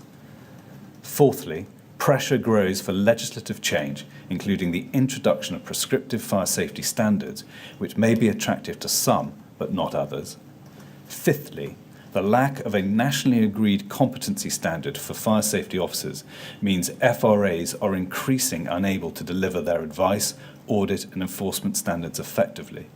Sixthly and finally, there is no organisation with a strategic oversight of emerging technological developments, commissioning research and promoting the need for proportionate standards benchmarks and working with industry, both clients and fire sector professionals, as well as the enforcing authorities, to develop appropriate and credible guidance and enforcement policies. Now, given the cumulative weight and power of those 6 risks that the paper had identified, why did you hold fast and persist in rejecting the idea of a national regulator for fire safety? Well, as I said to you, I don't particularly recall this document. I'm not saying I didn't see it at the time, but I have no recollection of, I don't recall the document. And what I don't know at the moment is, and what I haven't been able to see is what, these are projected possible risks. Of course, what they would have also been, I suspect at the time, would have been advice around actually doing it the way that we were doing it. I mean, in terms of working through the sector, we think we can manage these risks with various outcomes and with various actions potentially, including through the conversations we're having with the sector itself. So, as I say, that I don't have because I haven't got those that submission in front of me. But what there appears to be is an absence of evidence that you asked officials, tested officials, asked questions of officials regarding this analysis to satisfy yourself that the position that a regulator wasn't required remained true. Now, why didn't you ask those questions of officials? Well, again, that comes back to one of the issues of not having the original documentations. I may well have asked that very question in a submission. I don't know because I can't see those original comments in a submission. And as I say, I don't recall seeing this document. Now, we know that the national regulator wasn't set up. Were you content for that proposal to wither on the vine, given a predisposition against further regulation in this area?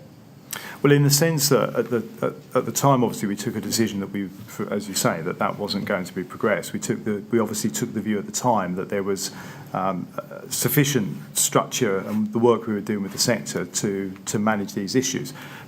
Again, not having the ability to see the original questions that may have been asked and comments we may well have made on those submissions, I can't really comment further than that because I don't have access to the comments we would have made directly at the time on these issues.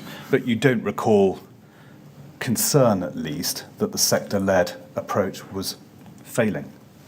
I don't recall there being a particular concern about a sector-led approach failing, and actually the focus was on working with the sector so the sector could take things forward in a positive way. Now, we know nothing happened in relation to the national regulator, but given that this proposal flowed from the findings of the Focus on Enforcement review, what did you require to be done to ensure appropriate standards of competency on the part of fire risk assessors? In what sense do you mean? Well, ensuring that the concerns expressed in this document was addressed. Well, I'd say without seeing the submissions and without having that in front of me, I can't recall what the conversations would have been and the submission comments would have been at the time. Do you recall having any thoughts at all about the particular issue of the competency standards of fire risk assessors? No, at the time, as I said earlier on, the conversation we're having around this were around working with SFOA around how we ensure that the work they were doing to engage with property owners and business owners around ensuring that they had access to and knew how to source the advice that they needed to fulfil the work they needed to do for risk assessments. But again, this was not one of the key areas we were working on at the time. Now, let's look at how these matters developed over time. And next, can we turn to the reply you gave to James Cleverly in October 2013 to correspondence you'd received from him? If we go to CLG 000311121/10,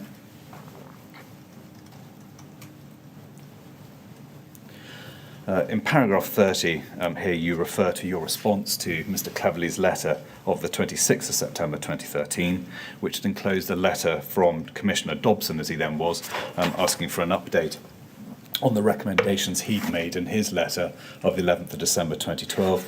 They're the matters we discussed earlier this morning. Mm-hmm. Now, if we can turn to the letter to James Cleverly, that's at LFB 0005899.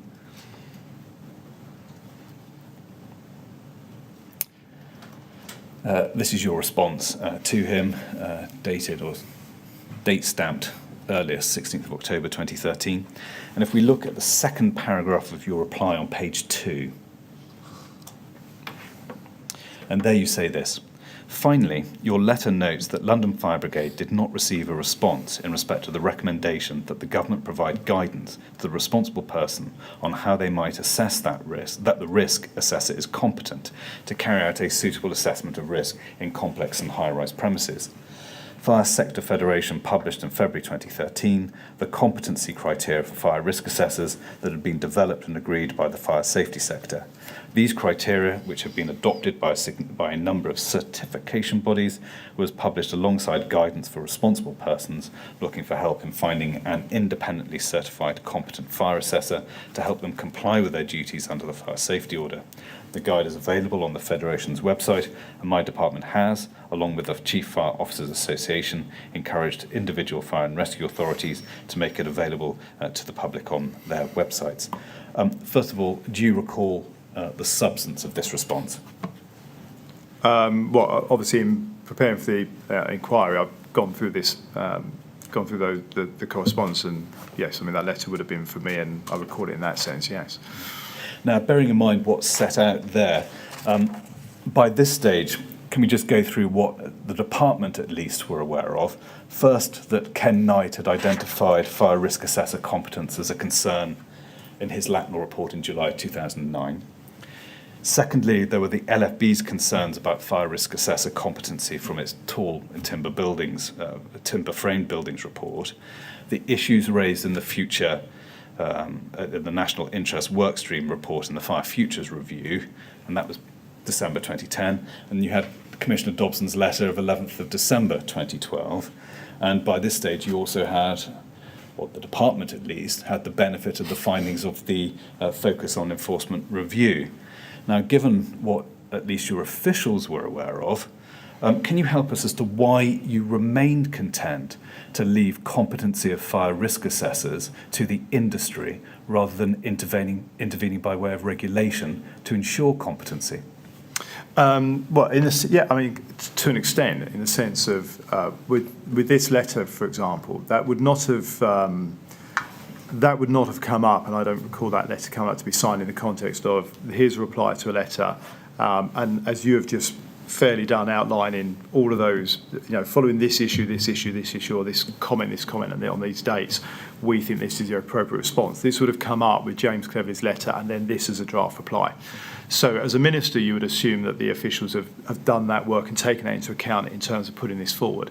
In the context of what we were looking at, I think this reinforces the point I was making, I think in my last answer actually, around the work we were focused on doing this work with the sector, and also how you work to ensure, and I think this is, I would say, is the point being made in the latter part of that paragraph, with those private landowners and business owners to be educated about where they seek that guidance, and that guidance and advice risk assessment is coming from the experts, which is the fire sector itself, based on that FSF publication in the February of 2013, and that would have been the right and appropriate response. And as I say again, at this point, this would not have been the key issue, and this would not have been the sort of main issue that I was dealing with, or even the department more widely, in terms of fire.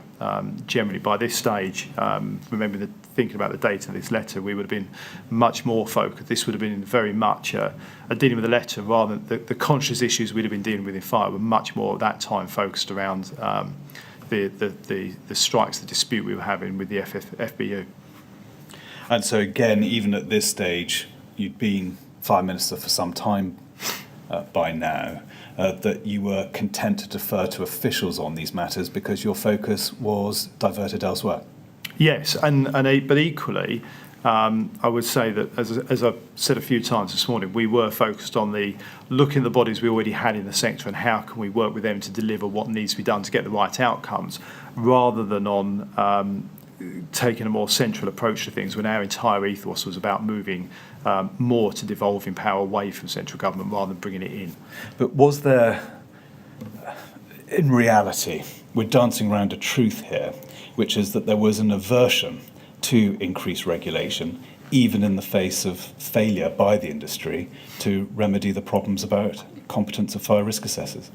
I don't think that's fair, actually, in the sense of, I think from memory, if you look through the amount of guidance, publications, regulations that were brought through CLG and a whole range of areas around building regs, but particularly on fire, and I've mentioned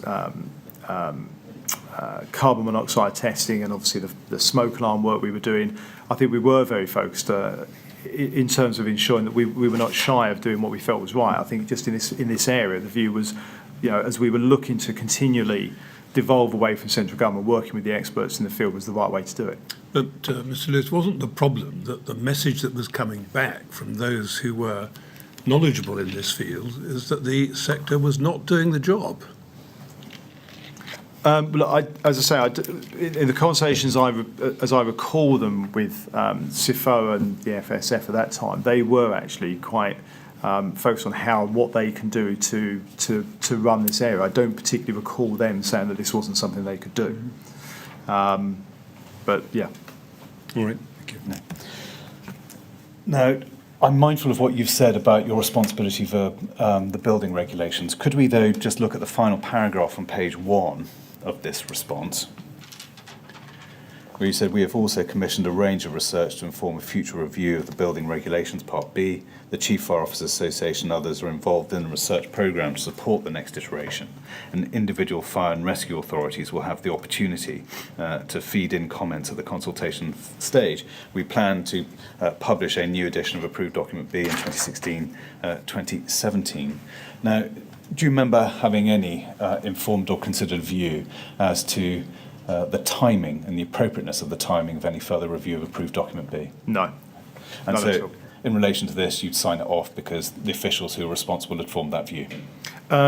Yes, actually, slightly more than that, in the sense of, if I was consciously thinking about it, yes, the officials would have done that, but also I would assume that the Building Regs Minister would have seen this and be happy with that comment as well. I don't recall having a conversation with him about it. And as I say, actually, until I went through the documentation for the inquiry, I don't consciously recall ever being aware of Approved Document B, as it happens. It's not something that ever I was directly ever having a conversation or thought about. When she gave evidence, the former Deputy Commissioner of the LFB, Rita Dexter, said that she felt that the LFB were not pushing at an open door in their communications with the department about their broader concerns about approved document B, fire risk assessor competency, and the rest of it.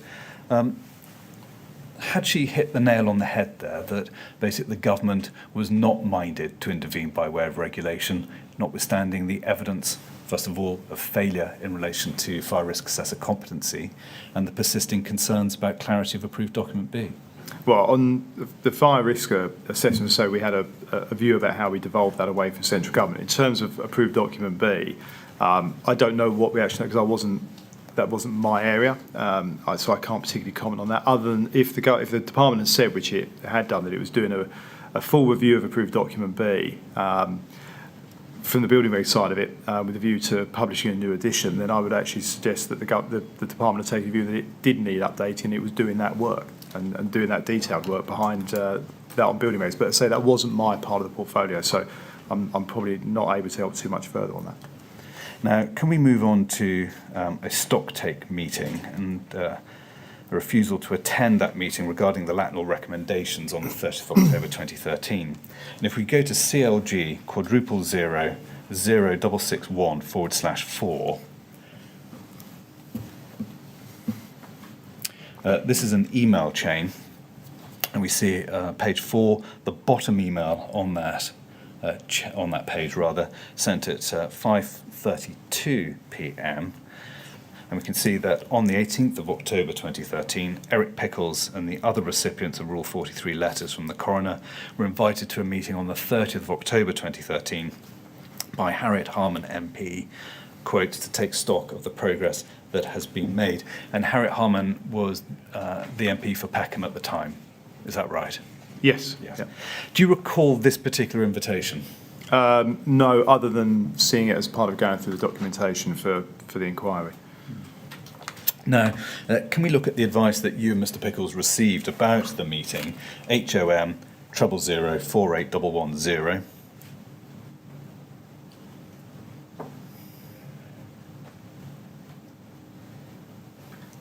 Again, top right corner, we can see it was drafted by Louisa Upton, dated the 24th of October 2013, cleared by Dawn Eastmead. We can see at paragraph 1 in the last sentence, the advice was, we suggest that the invitation is declined, but that the Secretary of State offers an update on the actions that the department is taking to address the outstanding issues. Do you recall considering that advice and considering whether you should in fact attend the meeting? No, I don't. But looking at the submission itself, I would have taken the advice. I suspect would have been a couple of things. If I was thinking about this consciously, would have been, first of all, there would have been potentially the diary issue about, I can't quite remember what the timeline was between this and the actual meeting, and whether literally diary-wise it could fit in. As I said earlier on, the diary in DCLG was often completely chock-a-block for quite a long way in advance, so putting things in was always quite challenging for a range of issues, particularly if I remember correctly, this from the previous page that we had on the screen was, I think Harriet Harman was looking for a Wednesday morning. Wednesday morning was always set aside for, there was a series of in department meetings, both what we call prayers, but then meetings we had with outside bodies, the LGA, and a few other groups, so it would have clashed with that. But equally, the response to this going from that final sentence there, where it says, but the Secretary of State offers an update, that would have been quite normal, and still would be, that a Secretary of State would respond to somebody of Harriet Harman standing with her position and experience in Parliament rather than a junior minister. And he declined to attend, and you had no role in the decision regarding attending that meeting? No. As in correct, yes. Now, following that meeting, you were sent a parliamentary question by Harriet Harman, which you detailed at paragraph 31 on page 10 of your statement. And if we go to CLG 000312121/10, you say this: on the 4th of November 2013, I answered a written parliamentary question from Harriet Harman regarding the Lakanal House coroner's recommendations. This response referred Mrs. Harman to the Local Government Association's guidance for the rationale of the stay put principle. It confirmed that following the conclusion of previous inquests, the local government association had been assured that there was a high level of confidence in the existing guidance. This answer to the parliamentary question was prepared by my policy team and signed off by SPADS. Though I approved the answer, I have no conscious memory of the exchange. It was not a contentious matter at that time, and as such, it would be unusual for me as a minister to adjust the answer before approval. Now, if we can turn and look at the question itself, HOM quadruple 2157, and it's the top of the page in the first question.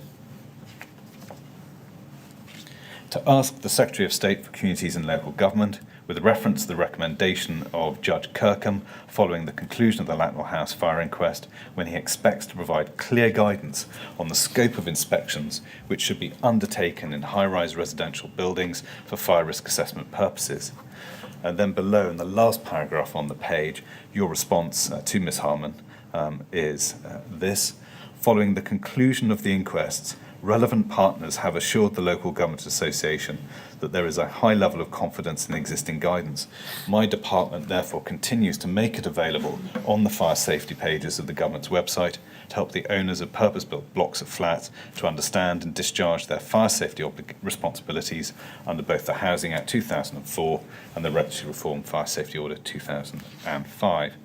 Now, I appreciate your evidence that the answer was prepared by SPADS, but what assurances had been given and by whom to the Local Government Association about the existing LGA guide? Do you know?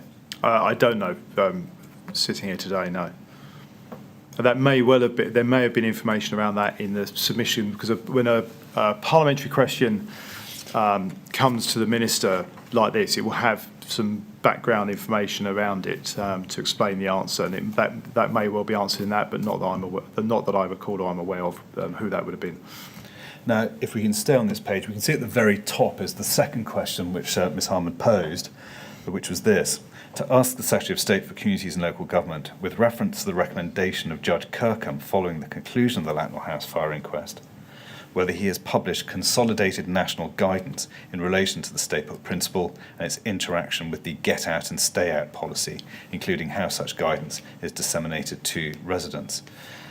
Do you recall if you took the reference to consolidated national guidance to be a reference to the national operational guidance known as Generic Risk Assessment 3.2? No. As in, no, I don't recall. Do you have any knowledge of those matters at all, or any recollection of those matters? Not consciously, no. Were you aware, and I suppose the rationale underpinning my question, were you aware of the recommendation from the coroner that GRA 3.2 be revisited? I can't recall being particularly aware of that, so I wouldn't necessarily have been thinking about that in the context of responding to that question, unless it was part of what was in a sub sitting behind the draft response. What was the extent of your knowledge about the work that was being carried out by the department on GRA 3.2? I don't recall any. You're unaware? As in, I don't recall what work was going on. Could I now turn to the Stephen Hunt inquest that was carried out in June 2016? Now, Mr. Hunt was a firefighter who died attending a fire in Manchester on the 13th of July 2013. The inquest concluded in May 2016, so roughly 3 years after the event. At that time, you were the Minister of State for Policing and the Fire Service, which included fire and resilience, as we've discussed earlier. Now, do you recall the Stephen Hunt inquest at all? Yes. I mean, not in detail, but I remember the case.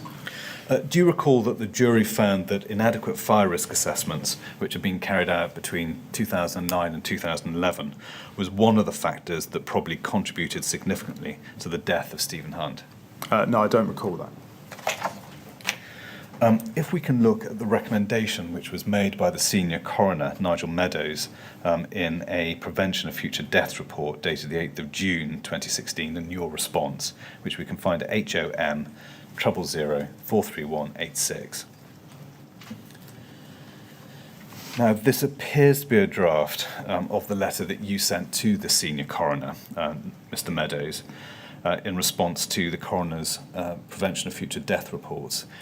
Is that a correct assumption to make? Yes, yeah, looking at it, yes. Now, if we can, we've got a copy of the signed front page of the letter, which is at HOM 38384. And now, can you help me with whether the letter would have substantially changed for any reason between the draft that we first looked at and this one? No. No. If we look at page 6,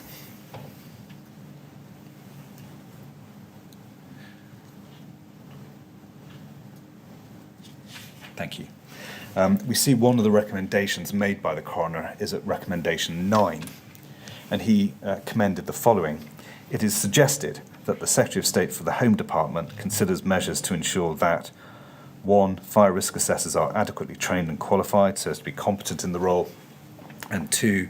The responsible person has the means to verify the competence of any person holding themselves out to be a fire risk assessor. First of all, do you remember that recommendation? Not consciously, no. The response provided by your department is set out below in unemboldened text, and it said this: the government makes available guidance to help responsible persons comply with fire safety legislation. This guidance is clear that where a responsible person is unable to apply the guidance to their particular premises, then they should seek expert advice from a competent person.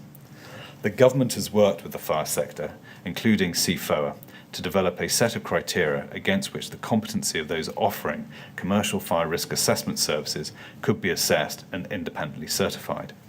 These criteria were published in 2013 by the Fire Risk Assessment Competency Council, alongside a guide to choosing a competent fire risk assessor.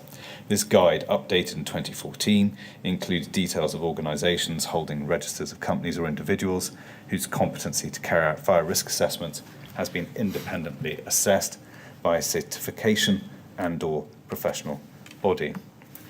Now, the criteria that was being referred to here was the Fire Risk Assessor Competency Council's competency criteria, which was published on the 21st of December 2011.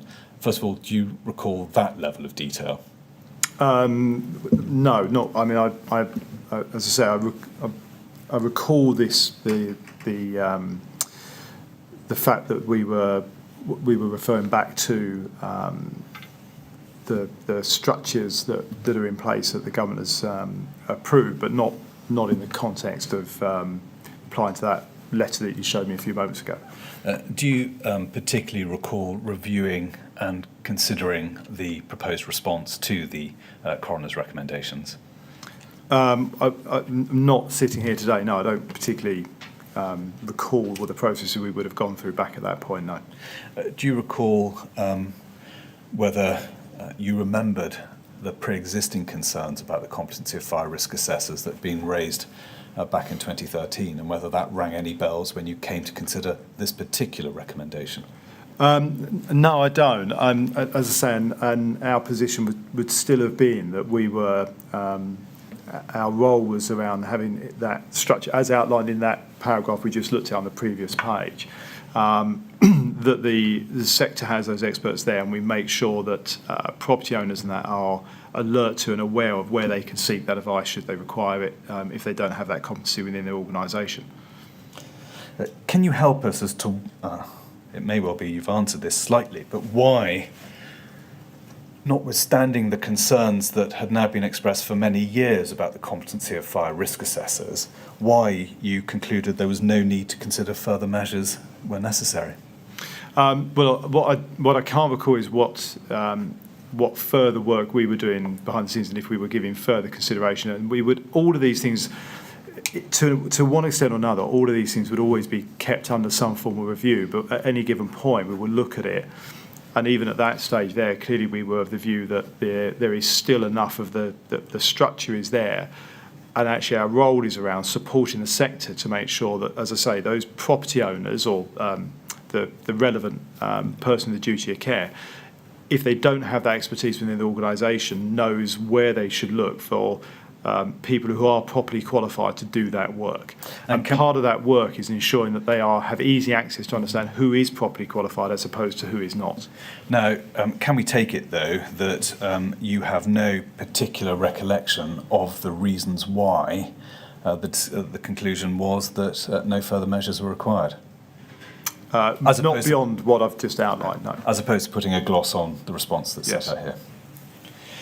Are you able to assist the panel with what were the detailed reasons as to why there was no need to consider further measures to allow responsible persons to verify the competence of a fire risk assessor? Are you able to help us with that? I don't think so, beyond what I've already said in terms of the work we were doing with the sector and the sector's own work on this.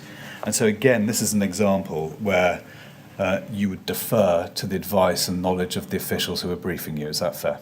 Both the officials who are briefing us, but ultimately that also encompasses the expertise of the experts in the field, which would be effectively through SFOA and organisation groups like that, but chief fire officers themselves. Clearly, you've had one coroner at Lakanal raising, give or take, in broad terms, concerns about competency of fire risk assessors. You have another coroner, the senior coroner, Mr. Meadows here, raising near as damn it the same concern. Did that not prompt, in your own mind, questions of your officials and questions of those in the sector from whom you were taking advice as to whether intervention was now necessary and desirable? It may, as I say, this comes back to I don't recall looking at it or being alerted at that point in time in that cumulative sense that you've just outlined quite fairly. It is possible that at the time when a submission came in around this issue that myself or any other minister may, but in this instance it would have been myself, may well have raised those questions. I don't have access to that information at the moment. I don't consciously recall particularly challenging in that way because even at that point in time, that's not where our focus was on other areas, as I said in the opening remarks earlier this morning around fire. And therefore we would have been comfortable with the position the government's taken based on the advice from the experts and our officials that process is one that's still competent. Well, we've seen no evidence. I'm sorry to interrupt you, Mr. Can you just help me with this if you could, Mr. Lewis? I do understand the difficulty you have in not having the original paperwork to stimulate your recollection. And I understand that there may be occasions when you did write notes or raise questions for your officials and that you can't remember now one way or the other. But if you did, could we expect to see that reflected in the subsequent conduct of your officials?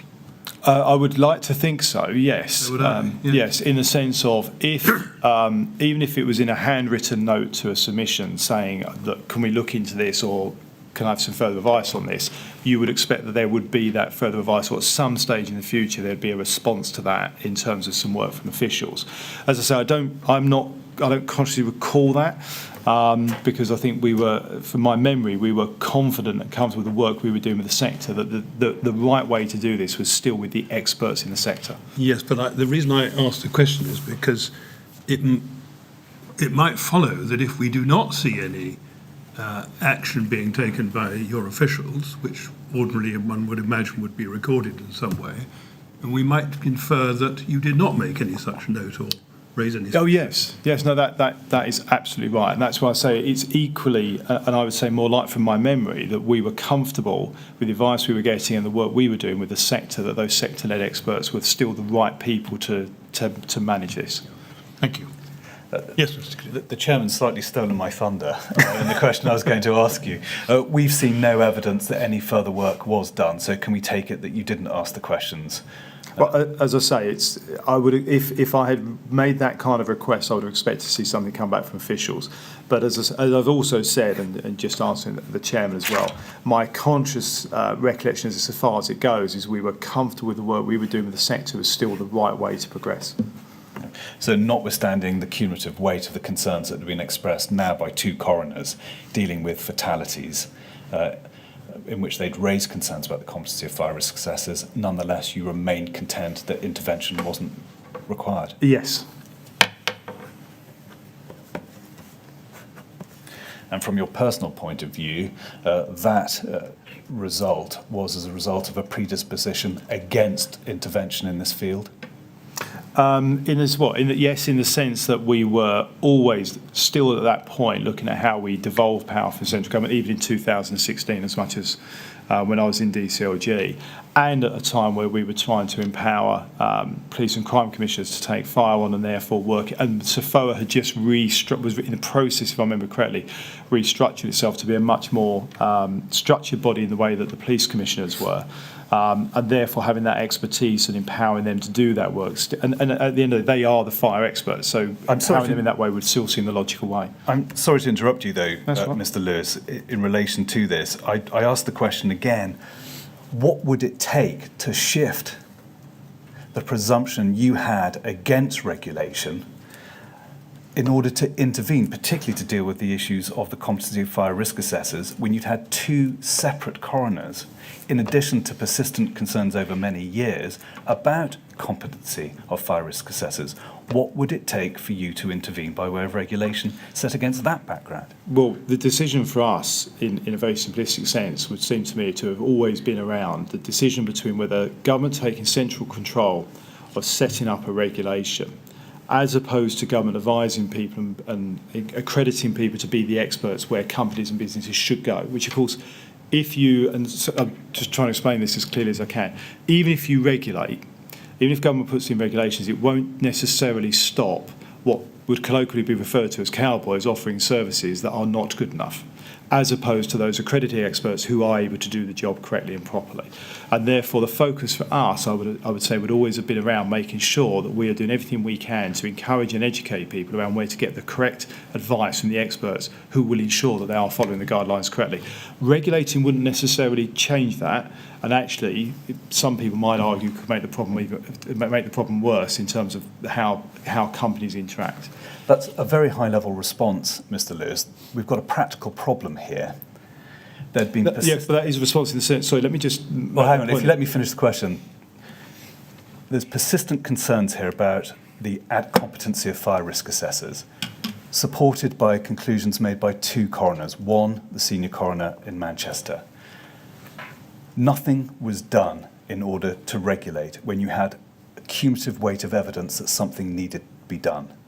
Why, in those circumstances, was greater weight attached to an ideological presumption against regulation rather than taking action when it was plain the sector-led approach was not working? Well, my point would be it wasn't just an ideological thing around devolving. It was also around what is practically can make a difference. And practically making a difference is making sure that the right experts who have that understanding expertise are available to the organisations that need that advice to get their fire risk assessments done correctly. But it wasn't working, was it? This is the point we're dancing around, Mr. Lewis, which your answers aren't grappling with. It wasn't working. Well, the question you're asking me is why we made the decisions at that point in time, and my answer is that's why we made the decision we made at that point in time. As I said to you earlier on, that when we were looking at those subs in that way, I'm not aware of looking at them in that cumulative way as you've just very fairly outlined. But that's why we made the decisions we did at the point we made them. Can we look at another document, INQ 000-14699? And this was a letter sent to the then Home Secretary Amber Rudd by Matt Rack, who remains the General Secretary of the FBU. And the letter was sent on the 3rd of October 2016. The letter was entitled FBU Comments on the Home Office Response to the Coroner's Letter, Regulation 28, Report on Action to Prevent Future Deaths, Stephen Allen Hunt. Now, although it's addressed to the Home Secretary, given your portfolio, would you have seen this letter when it was received at the Home Office? I would expect so, yes. Now, I think you're the one who responded to it. We can go to the response, but we can take it from that you would have seen and read this letter, presumably. If I responded to it, I would have seen, yes, because again, the draft response would have come concertinaed with the initial letter. Now, if we can go to page 5, it's a long letter from Mr. Rack. If we can go to page 5 and paragraph 9, the subheading is Response to Concerns about Fire Risk Assessors. Mr. Rack wrote this: the FBU finds the Home Office response unsatisfactory. We do not question the veracity of the description of steps taken, but we do question why those steps have failed. and why the Home Office proposes neither any new steps initiatives to address the failings of the measures in place, nor any steps to assess whether the guidance for choosing a competent fire risk assessor has had any discernible impact. The document, A Guide to Choosing a Competent Fire Risk Assessor, was first published in February 2013. The incident where Stephen Hunt was killed occurred on the 13th of July 2013. It is over 3 years since its publication and 2 years since it was updated. Do you recall that particular concern expressed by the FBU at the time? No, I don't know. Is that the type of concern that you would have expressly discussed with, for example, Peter Holland? Potentially. I don't particularly recall, but possibly. So, if I'd have had a conversation around a draft response, possibly, yes. Do you remember forming a considered view of the merits of the point the FBU was making here? Not sitting here today, no. If you had asked officials for advice on whether his criticisms were well made, presumably there would be email correspondence to demonstrate that. Yes. Yeah. And absent any such correspondence, we can assume you asked no questions. Potentially, depending on, as I say, this would have come to me in the context of this would have been his letter, and there would have been a draft reply to it potentially. Now we know that Peter Holland, who was the Chief Fire and Rescue Advisor by this stage, met Matt Rack on the 1st of September 2016 to discuss the concerns, and that you wrote a letter in response to Mr. Rack on the 8th of November 2016, which referred to that particular meeting. Now, the letter is INQ 000147000. You can take it from me for these purposes that the letter does not specifically address the concern that Mr. Rack had raised regarding competency of fire risk assessors. Do you know why that particular concern was not addressed in this response? No. Now, if we look at page 1 of the letter in the second paragraph, second sentence, you said this: I've been advised that at the meeting he offered to progress your request for a task and finish group. So I think that's Mr. Holland offered to progress that request, to address the issues you raised, and work has started in earnest to progress this. Can you help us? Was that task and finish group in fact set up? I don't know. I would imagine it would have been, if it's in a letter like this, I would imagine it would have been set up fairly swiftly. My experience with Peter Holland is he's very assiduous, and therefore that would have been done. But I don't recall. Okay. Do you have any recollection as to the composition of that group? No. Its chair? No. Regularity of its meetings? No. None at all. And no recollection of the work it carried out, even in broad terms? Not sitting here now without looking at any sort of feedback of paperwork that came out of it. Sir, I've reached the end of my prepared questions for Mr. Lewis. I'd be grateful for some the usual time, break. if that's Yes. convenient. Well, Mr. Lewis, when Council gets to the end of his prepared questions, we have to have a short break just to enable him to check he's not left anything out, and also to enable those who are following the proceedings but from other places can suggest questions that they think possibly we ought to put to you. So we'll break now for a quarter of an hour. We'll come back at 1:45. At that point, we'll see if there are any more questions for you. Okay. All right? Thank you. Thank you. Would you go to the usher, then, please?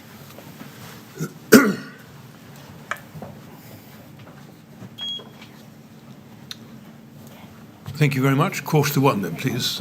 Thank you. Yeah.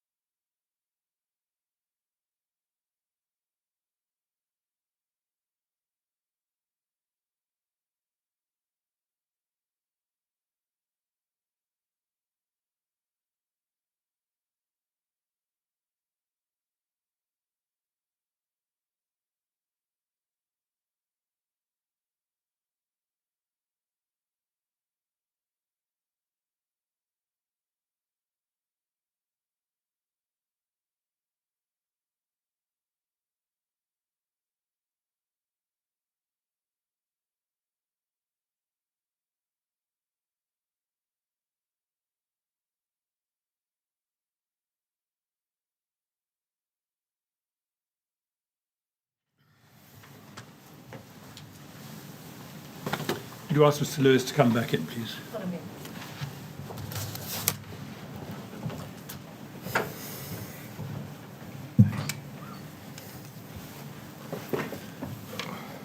Right, Mr. Lewis. Well, we'll see if there are any more questions for you. Right. Yes, Mr. Kinnear? Just a few, Mr. Lewis. We discussed before the last break that if you had asked any questions or required further work to be done, we'd expect a consequential email chain from officials. And if there was no such chain, then we can take it that no such questions or concerns were made by you. Do I fairly summarise your position? Yes, I think that's reasonable. Now, can you help us? When, say, for example, a min sub is put up to you, you make notes on it. Do you know what happens to that ministerial submission once you return it to your private office?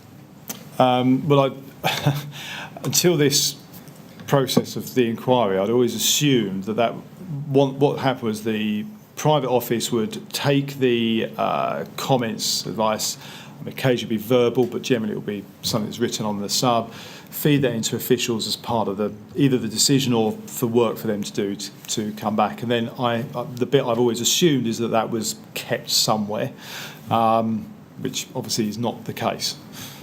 And so you can't help us to where those documents are kept, and if so, where and for how long, and the rest of it? No, as I say, I had always assumed that they were kept in some kind of storage or archive by the department, but as I've found out in preparing for the inquiry, that's not the case. And you simply return those documents once you've completed work on them? Oh yes, so when I was in that particular role, for example, from memory, I would have had two big boxes, as we call it, the red boxes. So, sorry to demonstrate with hands, but about this deep, sort of two piles like that, most evenings of submissions or letters to sign or things like that. Once you've done them, they go back to the private office, and that's normally the last you would see them as a minister. Now, one of the topics we repeatedly came back to during the course of the morning was evidence gradually accruing regarding concerns about the competency of fire risk assessors, and why nothing was done to remedy or answer those particular concerns, or nothing, we'd say, effective. This was a question in broad terms that was put to Melanie Dawes, who's previously the Permanent Secretary at the department. Is the reality that it took a multi-fatality event such as Grenfell to focus proper attention on the issues that had been discussed in the decade before the Grenfell fire? Well, in a practical sense, that's clearly happened. Tragically, obviously, with the situation with Grenfell, the context I would give to it, though, in terms of what was happening at the time, would be, as I said to you earlier on, I don't recall having subs put to me, and I don't recall thinking about these decisions at any given point, either response to any particular letter, with the conscious thought process of that cumulative set of things that have happened in that previous point. Bear in mind, from memory from earlier on, some of those letters are several years apart, and I'd done different jobs in between as well. So you look at it in the context of the letter you've had and the response you're given, not necessarily cumulative, but also, and I would make the point more succinctly than I made just before the break, which is, even if you are looking at whether government should regulate it, the focus we would have been looking on is would a regulation also make a difference? And in the context of the questions you've been asking me, that's around, would the sector be under regulation, making sure it's getting that direct advice? Of course, our work was around making sure the sector knew where to get that direct advice. So it was about what practically gets the outcome, rather than whether regulation itself wouldn't necessarily solve the problem, as what would have been going through our minds. Mr. Lewis, my final question is this. Bearing in mind what you now know, and bearing in mind the work you did preparing for this inquiry, is there anything you would have done not at all or differently during your time as Minister with responsibility for fire? I can't say that I would necessarily change the decisions I made at the point I was at, but looking at it today, I think you would be, I would like to think, couple of things. One is more consciously thinking through challenging potentially some of the questions, even in areas that are, because my name's on a letter, even though so might not be in my portfolio, digging into that a bit more, and you would look more cumulatively at that process as you have fairly outlined through the course of this morning in terms of how you're dealing with something. I'm still not, if you're looking, particularly the question you were asking earlier on around whether you regulate, I would still be looking at what, and I still do today, I would look at what is the outcome we're looking to achieve and how do we best achieve that. And that's a fair challenge. But yes, I think as you work through a career, let alone look at something so tragic as Grenfell, you will always look back and think, you'd like to think about what you could do differently to avoid ever being in that situation again. Mr. Lewis, those are all the questions I have for you. Thank you for attending to give evidence today. No, thank you. My pleasure. And it's right, Mr. Lewis, that I should thank you on behalf of all three members of the panel. It's been very helpful to hear what you have to tell us, and we've learned a lot from hearing your evidence. And it's we're grateful to you for making the time in, no doubt, a very busy schedule to come and give us the evidence that you've given. So thank you very much indeed. No, thank you. It's important to do all we can to learn lessons, so I'm very happy to do what I can. Well, thank you very much. And now, of course, you're free to go. Yeah. Thank you very much. Thank you. Thank you all.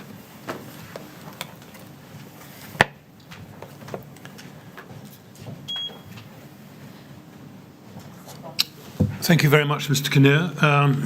We have Mr. Martin back at 2 o'clock, I think. You do.